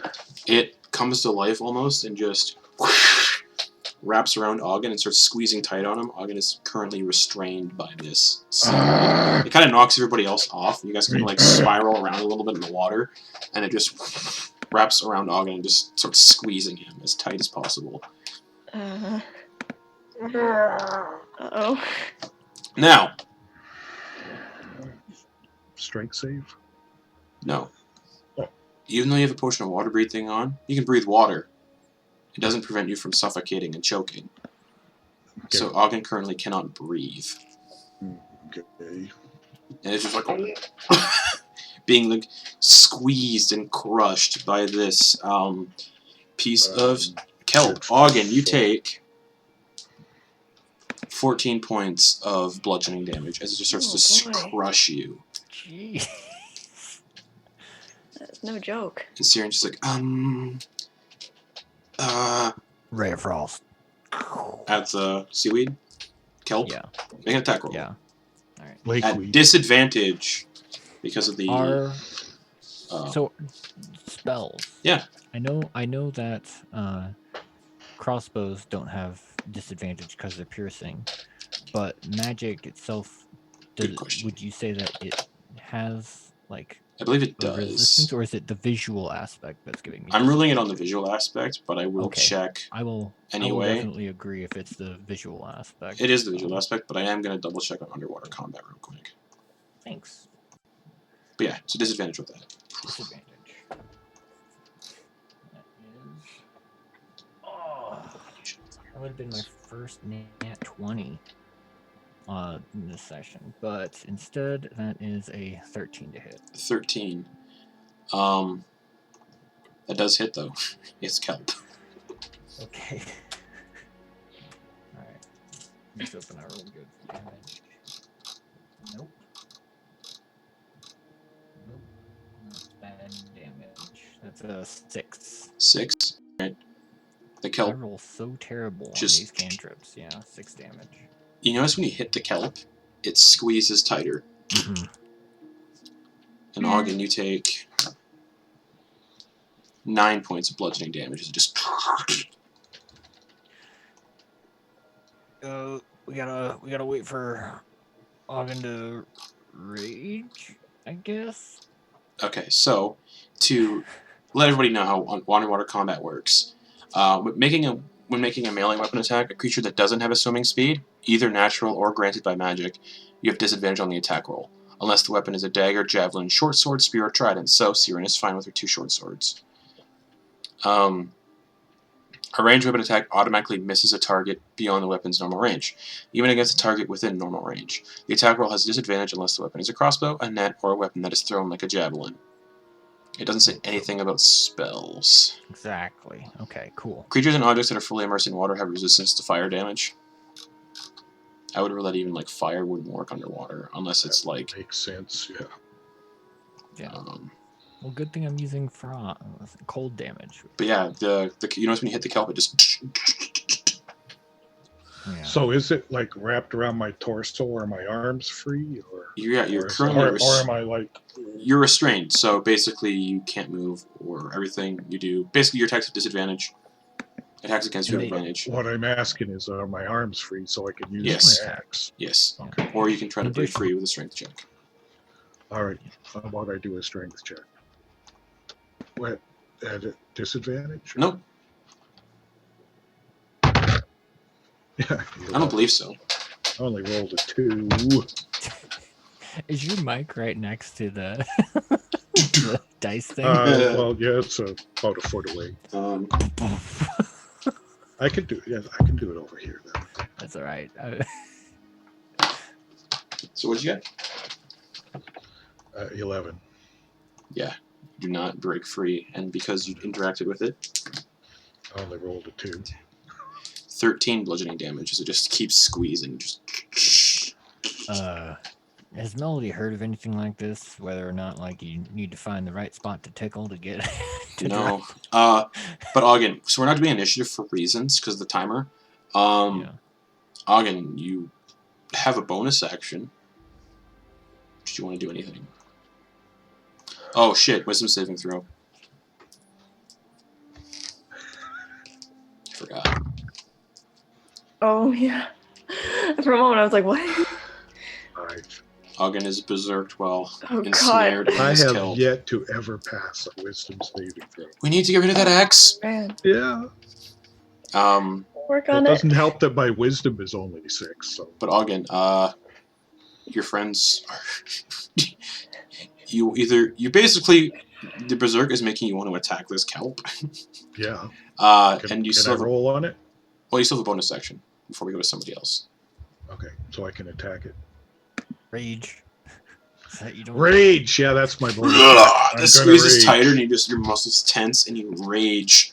Okay, I'm only taking half. I Rylie, was like, buddy. Yeah. anything. I mean, I guess like if I did Eldritch Blast, it would hit him, right? So You can aim for the kelp. Well, yeah. yeah, I guess I can aim for right under. Yeah, go for it. Make an attack Okay. roll on the kelp. We have 41 minutes. Just letting you all know. This is with not with disadvantage or anything, is it? Yeah, Regular? Or is it with? just regular. Visual. Okay. Visual So disadvantage because we're doing visual because it's murky. Disadvantage. Okay. Yeah. That's fine. It's 22. 22 hits the kelp. Roll damage.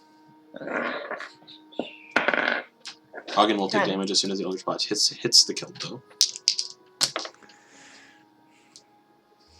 God, 11 bludgeoning damage. I was- Because you're raging, reduced to half, you take 5 bludgeoning damage. It was 10 damage. Alright, the kelp. Hit the kelp like underneath. Yeah, the it. kelp good. just breaks apart, All right. Okay. and Auggan is berserked. Oh fuck, that's right. Okay. Yeah, Noldy's gonna cast Hold Person on him Okay. and tell everyone he's not gonna speak into Auggan's head, but he's gonna tell everyone to back away. Okay. Wisdom saving throw, Auggan, for hold person.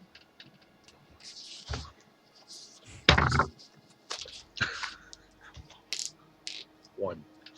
Good. Paralyzed and bloop, bloop, bloop, bloop, bloop, bloop, sinking. Okay. So he basically just sinks out of sight. Yeah. Oh, did the kelp let go of me? It broke yeah. apart, yeah. Oh, okay. So Auggan just sinks. Yeah. And then he eventually gets to 60 feet away, and the berserk just ends. Auggan. I'm okay now. All right, we gotta find you. Not moving anywhere. Down. We'll try And to also get swimming them. down. She's like, so avoid the kelp, it looks like, and just so everybody knows, keeping track of my head, 40 minutes. Oh, 39 minutes of breath. Okay. Neat.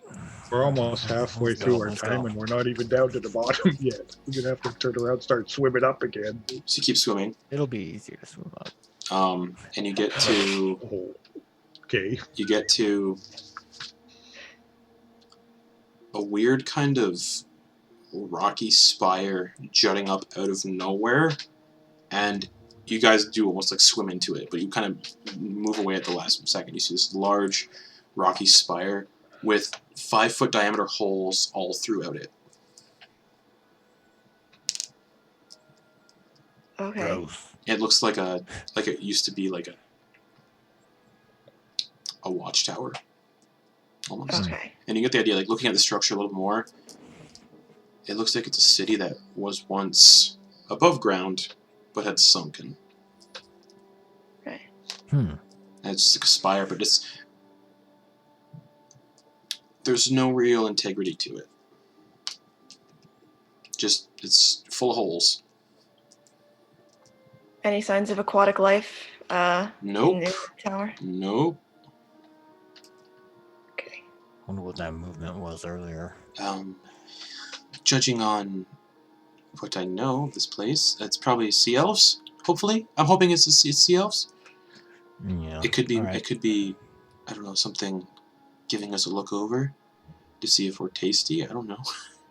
Yeah, we better get a move on. We gotta take care of things fast and get back out of there. Okay, you guys keep swimming down. Okay. Past the spire. Okay. The spire disappears. And eventually... Was it Did it have a base, or was it like? You couldn't see the base, and you're kind of. Oh, It was like on an angle. diagonal. Yeah. Okay. You guys keep going down. Mm-hmm. When we looked through those holes, I mean, did we get close enough to see inside, or? It just looked like the top of like a tower spire that had been like decayed and like not decayed, but like the water's like bored away. Okay, so it didn't look like there was anything going on there. It No. didn't look like two. Okay. No. Cool. All right. Yeah. And another thing of movement you guys can feel in the water around you. This one a little bigger. Freaking neat. All right. No, already. Let's go. And you guys keep swimming down, and you see what finally looks like the bottom. So it's deep as shit. Mm-hmm. It's taking you guys... What we've learned. An hour, 36, 25 22 minutes. 22 minutes or so to swim down to the bottom. Yeah. It's 15 feet every 6 seconds? Yeah. That's pretty damn deep. Yeah. I can't, like, my math skills are terrible, so it's deep. And you guys get to you can see the bottom now, about 15 feet away. And you can see what used to be cobblestone. That's now overgrown with, like, it's like aquatic plants and moss. It's kind of just, like, moving in the current. And you can see what used to be a city. And as you get down below, it's almost like you're pushing through what feels like a membrane, like a jelly, and you break through, and you're in clear water all around. Like you can see, no more murkiness, just... Just so you know, that's about 3,300 feet. So that's like 3/4 of a mile or so. Oh, let me look at my my homebrewed water rules that I have for Beneath the Tide. Swimming at greater depths. You said 3,300 feet, correct? I did. 3,300. Okay. It's pretty cold. Because you're swimming down, it's cold. The pressure would be kind of hard. Auggan's pretty much unaffected by both of those. Yes. But no need to make Constitution saving throws right now because of the pressure. Okay, so we came to some clear water, you say? Yeah, you broke through this like jelly-like membrane and appeared in clear water. Okay. Any creatures swimming about in here? Don't see anything. Just ruined, desecrated, not desecrated, but ruined ancient buildings that have to have been down here for thousands of years. Move fast. We gotta move fast. Find some clues. We're running out of time. Let's look around. Do we see anything of anywhere we should head at? You guys grab on. I can. Everything swim at 50 feet, looks extremely slimy. Like all the buildings, the ground.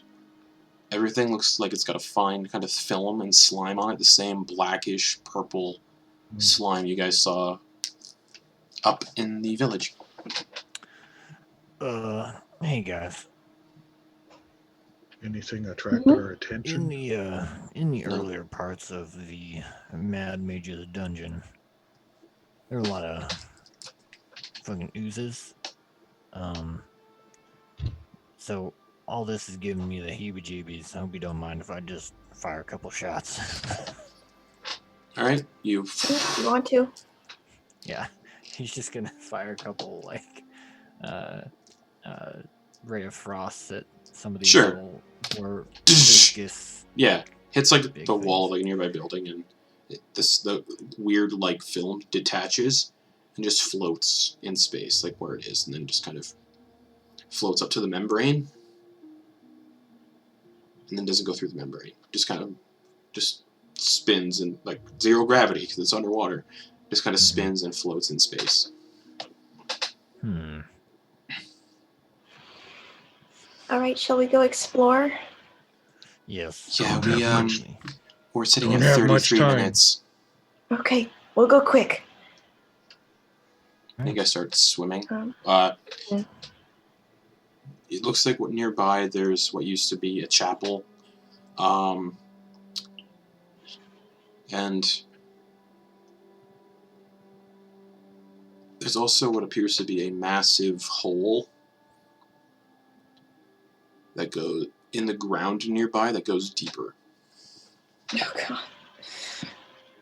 Not deeper. And then just an assortment of buildings just abandoned and ruined.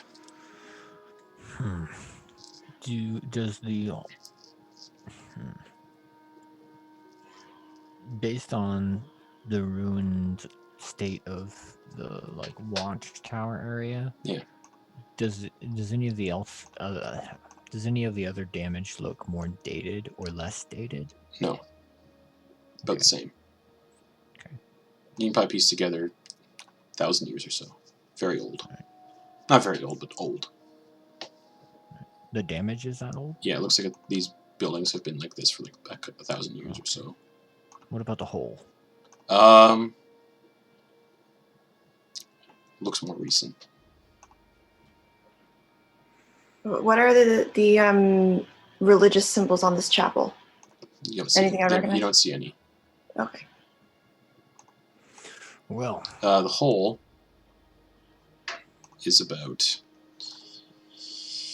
45 feet circumference all around. 45 feet. Can you tell by looking at the hole whether it was punched in or punched out? Punched out. So there's debris scattered around on the ground around it. Looks like something came up from underneath. I wonder if it's something's home. Most likely. Yeah, but we got this dome here. So is what made that hole took out the elves? I don't know. Auggan's going to start swimming towards the hole. Okay. Either way, we still haven't found a good enough clue to verify this mission. We gotta get going. Yeah, we really need to hurry. Auggan, you swim over to the hole and look down. Yeah. The walls of this hole are slimy as all fuck. Smooth, like not rough, not stone, but kind of smooth. I wouldn't say smooth. It definitely looks like something smashed its way out. And the walls are the same kind of slime that you see in the blackish purple one. But they're coated, completely slick. Everything else isn't super slick, it's just patches. This is covered in slick.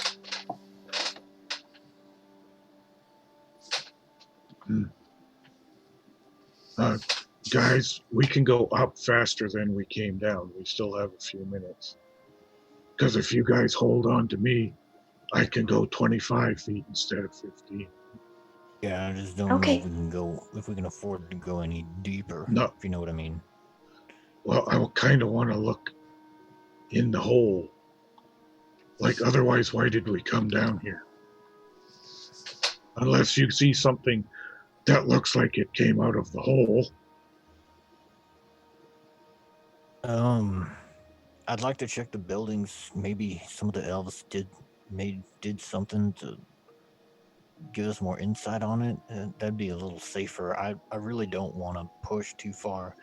I mean, I'm trying to change. I don't want to keep pushing too far beyond my capabilities. Okay, I follow Melody. I'm sorry. Should we check the chapel? Yeah, let's do that. All right. You guys swim over to the chapel. Mm-hmm. No holes to enter in. It's more like the from where you can see, you don't see any holes. It looks like the spire of the chapel has collapsed in on itself. Okay. So we can't. Yeah, there's a door. We can go in though, right? It's not completely collapsed into itself. I don't know. Can you? We could swim down through the spire hole. Like, this is a different spire than the one you guys saw. Through Yeah. in the murky water. This is just like, looks like the ceiling's caved in a little of the church, of the chapel. That's all. That's what it looks like from the outside. So there's a hole there.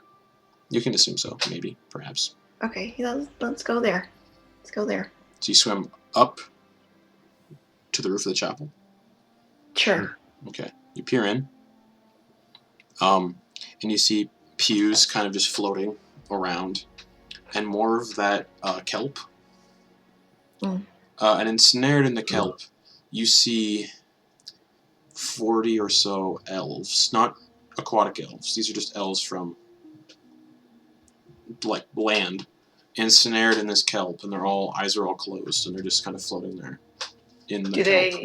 Do they look obviously dead? You actually can't tell. We found a bunch of elves. Yeah. Same kelp. Got them. Yeah.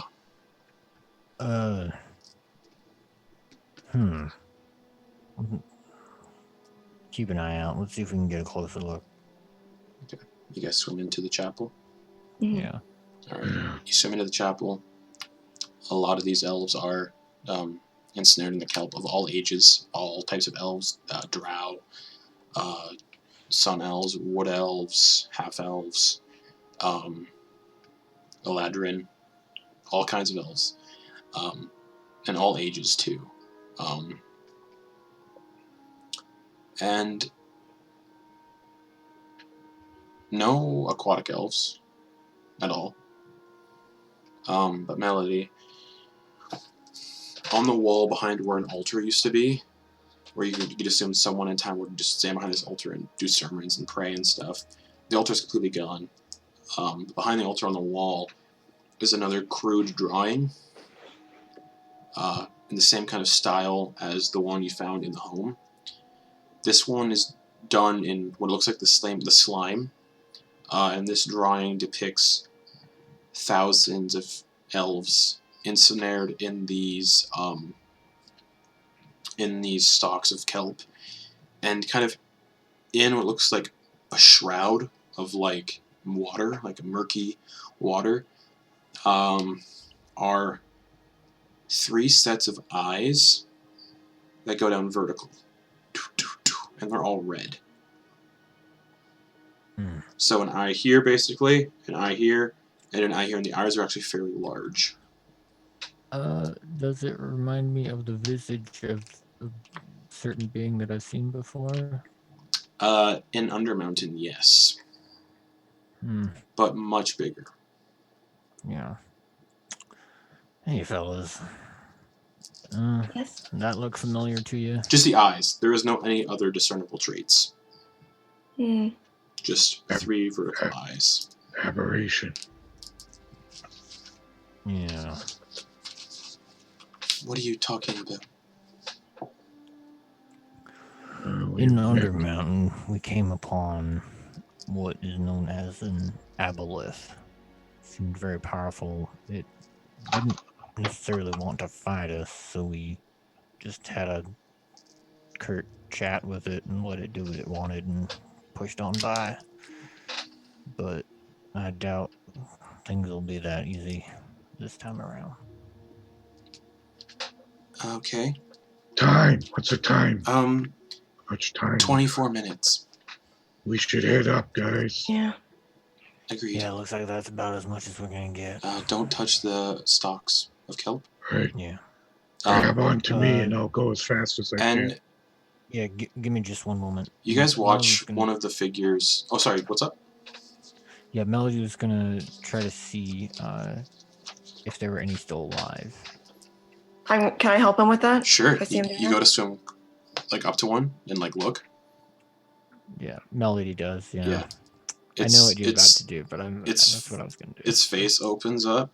Not its face opens up. Not its face. Its eyes open up, and they're completely just milky. The eyes are completely milky white, and its mouth opens up, and even though it's underwater, you can easily discern a sound that just goes, "Oh me." Damn it. And Gotta then go, guys. And then it's like it's reaching out towards you for like an embrace. It's just like, help me. Now, am I gathering whether or not it's alive or dead right now? Give me a medicine check. Gotta go, guys.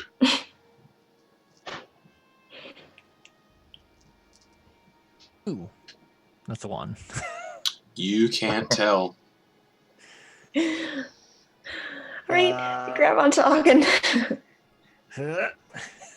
And Let's as go. you just kind of like pull away, more of them Sorry, start sorry, more of them start to wake up, and it's like a cacophony of just mournful, like a mournful choir, just help us. Yeah. I say, we'll be back soon, which comes out like, whoa, whoa, whoa. And you guys start swimming up. All right. Yeah. You hit the membrane and do not go through. Oh no. Uh-oh. And Siren's got a short sword just like slashing at this membrane. Nothing's happening. Facts. I try my Eldritch Blast. Nothing happens. It just Oh god. disperses across it. I think everybody knows where we need to go now.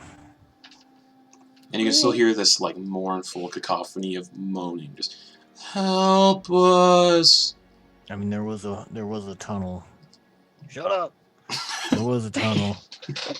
Maybe there'll be some air pockets. Let's see what we can do. Okay. Down into the hole then? Siren's like, this is not good. Good.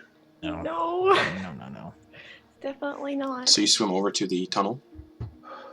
I mean, unless there's other buildings, but what are you guys up to? Could we gather what kind of buildings these other ones are? Houses, something was probably a tavern at one point. Nothing really stands out. Into the hole. Yeah. I can't think of anywhere else we would go. Okay. You guys swim over to the entrance of the hole. As I described, Auggan's about 45 feet in circumference, and the walls are slick with that black and purple slime. Okay. If they're still holding on to Auggan, he's just going to keep swimming, but stay right in the middle, Alright. away from the slimy Alright. sides. You start swimming down into this hole, and the water gets significantly colder.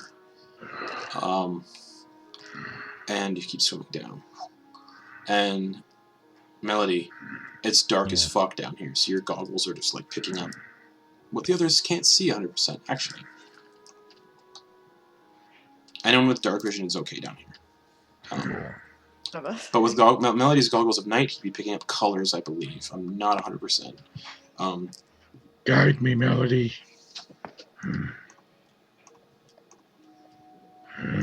Yeah, it doesn't say it's in black and white. Cool. So I'll say it discerns color. Cool. You start swimming down, and it gets pitch black. But Melody, you notice mushrooms kind of growing on the walls underwater, and they're blue, kind of faintly glowing a little bit, almost like underwater lanterns that cast light. Purple glowing ones as you swim deeper. The tunnel's still 45 feet circumference. I'm just gonna quickly get a sample of one. Okay. The light blinks out as soon as you grab it. Interesting. Okay. You guys just keep swimming. And Siren is just like 18 minutes. Are we looking up, do we see any no pockets of bubbles, air? or? No. You keep swimming down. Keep swimming. Keep swimming. And then it looks like this tunnel opens up into a massive underwater cavern system. And this also looking around, you can see buildings too. Down here, black rock, almost like they're hewn from the inside of this cavern and built into the rock itself. And more of these glowing mushrooms just cover this landscape down here. And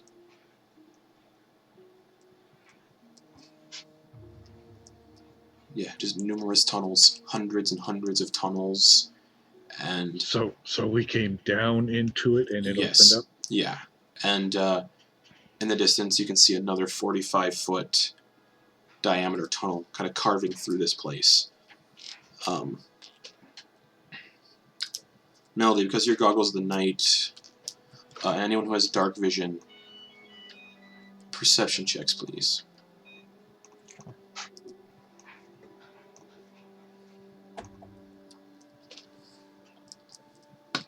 Siren got a 22. Good. I got a 13. Okay. She points towards one of the uppermost caverns. You see what looks like not like a street, but like street, like a road and buildings. And she's like, "There's a shimmering veil over there, like at the entrance of the tunnel. It's about a good Swimming. Okay. Yeah. We don't have a lot of choice. She's like 16 minutes. Yeah. And you get to this veil. And the veil is what looks like old wood that's kind of decayed and rotted and made this like thin, like weird wispy material. It's like a mossy wood-like veil. And she's like, Melody, do you know what that is? Any idea what the materials could be? Melody had a look. Nature check. Roll better. Hey. That is a 24. 24. You like to read. And you like to read about plants and stuff, I assume. Mm-hmm. This particular moss, you know of only one place that it grows in the world. And that is the Underdark. Oh no. And looking around, judging by the mushrooms that are glowing and the rock and everything else, you can discern that this tunnel that you have swam through has led you to at least a section of the Underdark. Based on how deep you guys have gone to, yeah. What else do I know about this moss? Just that it grows in the Underdark. It has no benefits or anything. Just Okay. it grows in the Underdark. Alright. Swimming. Guess what? This moss means that we are in the Underdark. We need air soon. Wasn't that diary an undercommon? Deep speech. No, it wasn't. Oh, deep Yeah. speech. Okay. Both languages are spoken in the Underdark. Yeah. It's bad. Either way, we gotta keep moving. Thanks, Auggan. And you guys keep swimming. She just says, should I just stop telling you guys how much time we have left? We're at 14 minutes. Okay, Yeah. thank you. Yeah. Keep on going. And you keep on swimming. The tunnel widens out a bit. And you can see what used to be like a street and stuff. Buildings.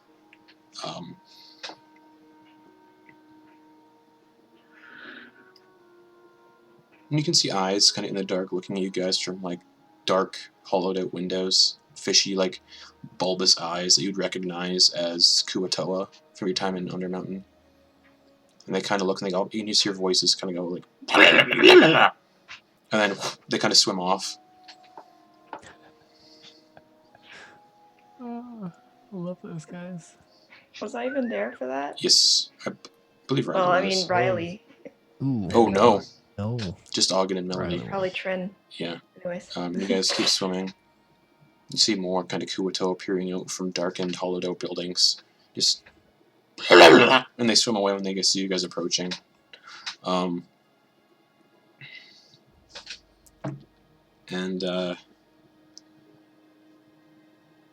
You come to what looks like a fork in the tunnel. A left path and a right path.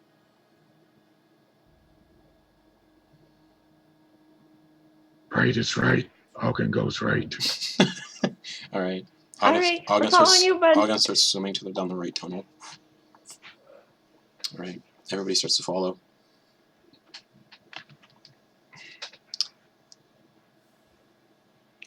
Swimming. The tunnel, which about 15 feet, takes a sharp turn to the left, and then a straight descent down. Maybe turn around. Yeah, Auggan turns around. Okay. Auggan, you turn around in the tunnel, and you all kind of swim back to the fork, and then you're back at the fork. Take the left one. Take the left one. You start swimming down the left one. Swimming. You see more of these kind of glowing mushrooms. And for the first time, more wildlife than just Kuo-toa since you've been down here. You see like a little crab kind of scuttling along the wall. Just,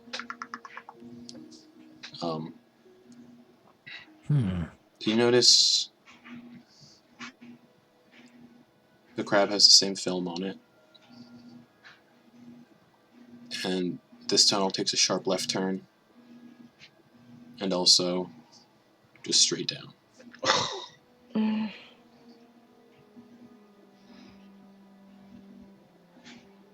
What do you think? There were 3 tunnels, right, Dak? 2. 2, oh. Left and a right. Might as well keep going. We're at 11 minutes. Start swimming down. Boned. Yeah. Now it's just our curiosity before we die. Honestly, at this point. Well, So maybe there's a bubble. We don't know. See what we can see. You guys See what we can see before we die. You guys start swimming down. Don't give up. Optimize. Optimism, guys. Keep swimming That's down. what I'm saying. I'm letting my curiosity be my boon. You keep swimming down. Down. And it's colder and colder. Swimming. Almost oppressive in a way. And I need everybody to make Constitution saving throws. Okay. 6 plus 0 is 6. Okay. I'm just a tiny little thing, man. Auggan? Constitution. 24. 24. Okay. Melody? 3. Okay. Hold on to me, guys. Anyone who got below a 19? Oh. What did Siren get? Oh, yeah. 5. Oh, guys. Just hold on to me. I'm going to swim as fast as I can. Anyone who got below a 19 gains a level of madness. Madness. Okay. What does that entail? I'll let you know in a second. Okay. Where is there a place that I could track this easily, or just notes? Just a note. Okay. I don't want our characters to go out like this, guys. All right. It's so bad. We have a TPK. So I need everybody but Auggan to roll a D100 roll percentile dice. Oh boy. Okay. Even Siren. Where's my? There it is. Siren got a 54. Siren turns against the party. Nope. I got a 23. 23? Mm-hmm. Okay. Rylie, you feel an intense, extreme paranoia take over you. You have disadvantage on wisdom and charisma checks for, so keep a note of this, 70 hours. That's wisdom 70. and charisma? Yeah. For Wisdom and 70 charisma hours. checks, disadvantage for 70 hours. You're not persuading anybody. As you suffer extreme paranoia. Melody, what'd you get for percentile dice? 62. 62.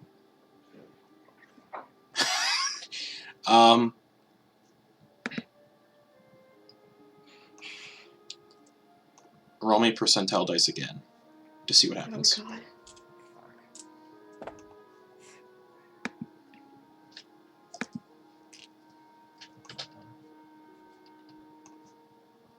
21. 21.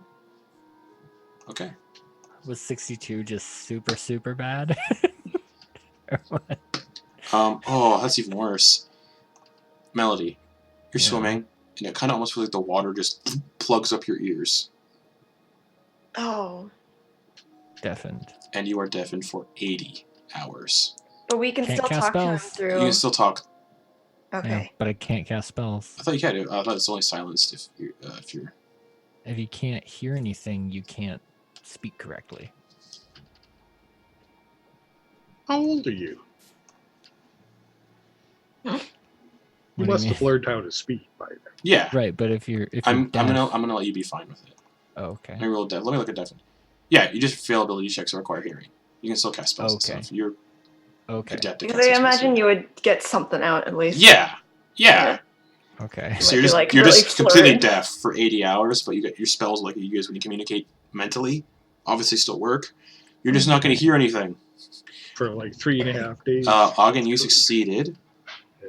Yeah. Siren becomes very attached to a lucky charm. She becomes very attached to Melody. So much so that she has disadvantage if she's 30 feet away from Melody. Or more than 30 feet away from Melody. Disadvantage on everything if she's too far away from Melody. So she just immediately starts to swim closer to Melody. Mel- Melody for- finally has a fan club, And and you that's can't Aw. even hear it. and that's only for 10 hours. That's only for 10 hours. You said Riley's super paranoid. Does that mean she's like trying Yeah. to get away from us? No frightened effect. She's just paranoid of everything. Yeah, I'm just looking around like. That said, everyone who failed by 5 or more also gain a level of exhaustion. Okay. So that's all 3 of you. What does that do? That's Disadvantage on Ability skill checks. checks, essentially. Yeah. skill checks. Yep. So Siren, Auggan, what'd you get again? I can't remember. Oh, you're fine. Yeah. Yeah, I got 24. Yeah. So Siren is also Bad. exhausted. And she's like, we have 5 minutes. And mentally, so you'll hear it, even Melody. We have 5 minutes. Right. And you guys start swimming down. Swimming. Fellas, I think I'm deaf. Oh, Melody, stay close. I need you. I think the water pressure is had an effect on me. Melody, Does stay anyone close. else feel like they're? Melody, stay close. Does anyone else feel like they're being watched? No. Well, I guess it doesn't matter. We're all dead in 5 minutes anyway. And as you also swing Hold my forward, breath. the current gets real strong. Like it's a pulling Okay. current. Like Like it's it's pulling sucking. it Like it's sucking you down. If anyone wants to resist this, I will need a strength saving throw. Do I want to resist it? If it's pulling us the way we want to go? I do not. Do not Yeah, resist no. it. Okay, Yeah, you guys just get pulled through this underwater tunnel. Yeah. You don't hit anything. Surprisingly, you don't batter off the walls of this cavern. That's cool. You're pulled straight down, and the tunnel starts to narrow and narrow and narrow almost. Almost like it's disappearing into darkness. And you go right through it. And you look back and you see what looks like a waterfall. And a little tunnel where the waterfall ejects. Mm-hmm. And you're falling. And you In look the down. air. Yeah, Yay. no longer in underwater. But you're falling towards an underground lake. And you all sploosh No. into the lake. And you all rise to the surface. And look around. You're in an underground cavern. Auggan's just gonna lay back on the water. Ah. Is there any? It's just a regular blank cavern, no like buildings or anything, or 100 or so feet away, there's a little dock and a settlement. So there's Okay. like little lights and stuff. Yeah, little lights, kind of blinking, Okay. floating lights, pinks and purples and greens and blues. And Siren's like, well, out loud. Oh, Yes, our jelly heads disappeared. no, because you guys still have time. Okay. And she realizes Melody can't hear and goes, we have 2 minutes left. I think we're good. Back or anything. This is bad. This is nothing good. This Melody, is stay bad. close. Okay. And as you're treading water, you can kind of see a light. Because it's still dark. It's dark as fuck down here still. And you can see a little light getting closer and closer and closer. Like a little rowboat's coming out. You guys have time to figure things out before the rowboat gets there. Auggan's actually gonna pull out his drift globe and light it. Just regular light. I don't like the look of that boat, guys. Guys, let's just It'll walk be away. okay. Let's just walk away. Are you sure? Let's not do anything like bad. Yes. Let's say yes. I'm sure. I feel like we're so far away from our initial goal at this point that I mean I feel like my hand is getting pulled deeper into this hole like again. All right. Yeah, I don't know. Just stick. There's nothing we can really do, though. Stick close together. Yeah. Okay. Stick close. This has to be it. Like, and she's like 51 seconds in case we need to dip down, and the boat approaches and it gets close enough where you can see it's a small rowboat, and it's crewed by 2 Kuatoa. They're big fish heads and bulbous eyes looking down at you guys, and they look down and they go, "You speak common?" Yes. What do we do? What do we do? Relax. What did they say? It asked if we speak common. So far, so Yes. good. Yes. Oh, wonderful. Oh, you can't fit in our What'd they say? boat. I can swim. How far? How far was it to the village? 100 feet. No problem. I swim. Oh, I don't have to do that. Why are you touching? Okay. Sorry, you're not actually touching your head. I was.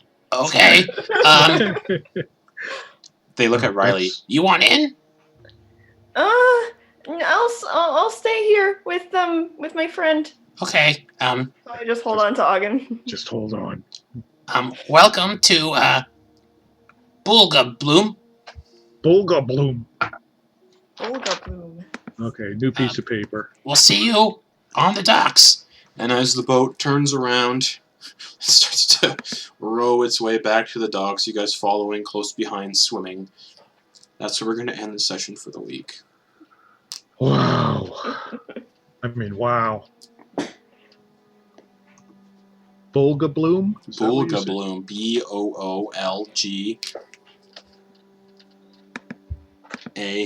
BOOLGABLOOM. Bulga Bloom. Okay. Let's take an interesting turn. This is gonna be awkward, guys. Melody isn't gonna be able to hear anything for what was it, 3 days? Oh, 3.5. 80 hours. Well, 3 days Yeah. is 72 hours, so Yeah. 3 1/3 days. And So, Rylie is paranoid for Yeah. 3 days. What that means, guys, is that Melody, Melody's not going to be able to talk to any NPCs for like the next 5-6 sessions. Oh my God. Maybe for the next like 3 months, I won't be able to talk to anybody if we keep the the passage of time to scale. Well, I don't know. Maybe we could we take could a few just days hang off. out in this village for a few days, maybe. Because I Rylie. don't know. If you do that, if you We'll do find that, out then- next week, right? Mhm. Yeah. Well, that's the thing. Like, we have to get back to that village. I mean, Everyone's gonna die. yeah. So, Yeah. I mean, it wasn't Can't be worth that it. far. We just swam it. So. Like, right when we showed up to this village, we should have just immediately turned around, ran for the healing waters back at the other place, and just been like, "It's a lost cause. Fuck it. We'll try and help you out." Like, that's what Well, we should hopefully- have done in retrospect. Hopefully, we weren't there long enough to catch whatever and Yeah, pass that's it the on to problem. these cool. We were digging in Oh yeah, all of the infected places. We Yeah. caught it. we've got it. We got it. Look at the evil smile on Justin's Not an evil smile. face. It's definitely a smile. Yeah. And evil people don't think they're evil, so you know. That's true. True. Okay. That Either was way. fun, actually. Either way. Yeah. That was fun, but everything looks was. so dire again. I got to kill after- people. Auggan's happy. After one session of like, we have some nice things and some Yeah, decent nice battles, and then walking through and the then woods. yeah, and Back then into the under. now we're back into shit stacked on shit on top of us, and I am done. Oh man. We're like 3 quests deep right now. Or are you? Oh, They're like- yeah. They're embedded. It's like, We really don't really know at all where we are. Kind of. Like, kind of. We kind of do. But Yeah, but, you know, maybe we're. And just so you guys know, it's not all dire. You guys still have the plane That's- shift right. Yeah. Oh, that's true. oh, right. Yeah.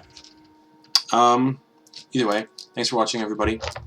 Join us next week when I actually do have a new stream overlay made. And next week, hopefully, we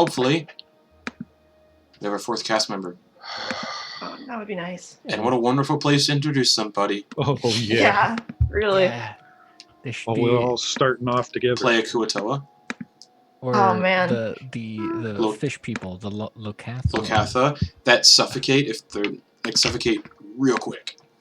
Yeah. What is it? I'm curious now because I really want to play one, but I know it's totally a bad It's idea.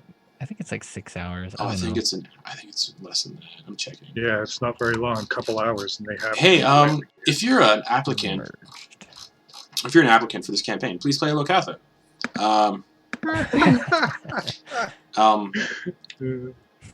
They must be submerged. Cute. They must be submerged in water at least once every 4 hours to avoid 4 suffocating. hours. Dang. Just like long rest, dead. I just want to be a Keith, whatever Keith was. Tiefling. No, I mean a before that. corrupted malformed The blob. tiefling. He was always a What do tiefling. I want to be? Always a blob? tiefling. And where's Keith? And again, anyways, thanks for watching, everybody. Gotta throw some cosmic Cthulhu-esque horror around every once in a while. You mean every other week? We'll see you all next week. And we'll also see you in half an hour for Beneath the Tide to continue that whole Oh man. thing. So, good night, everybody. Good night. Night.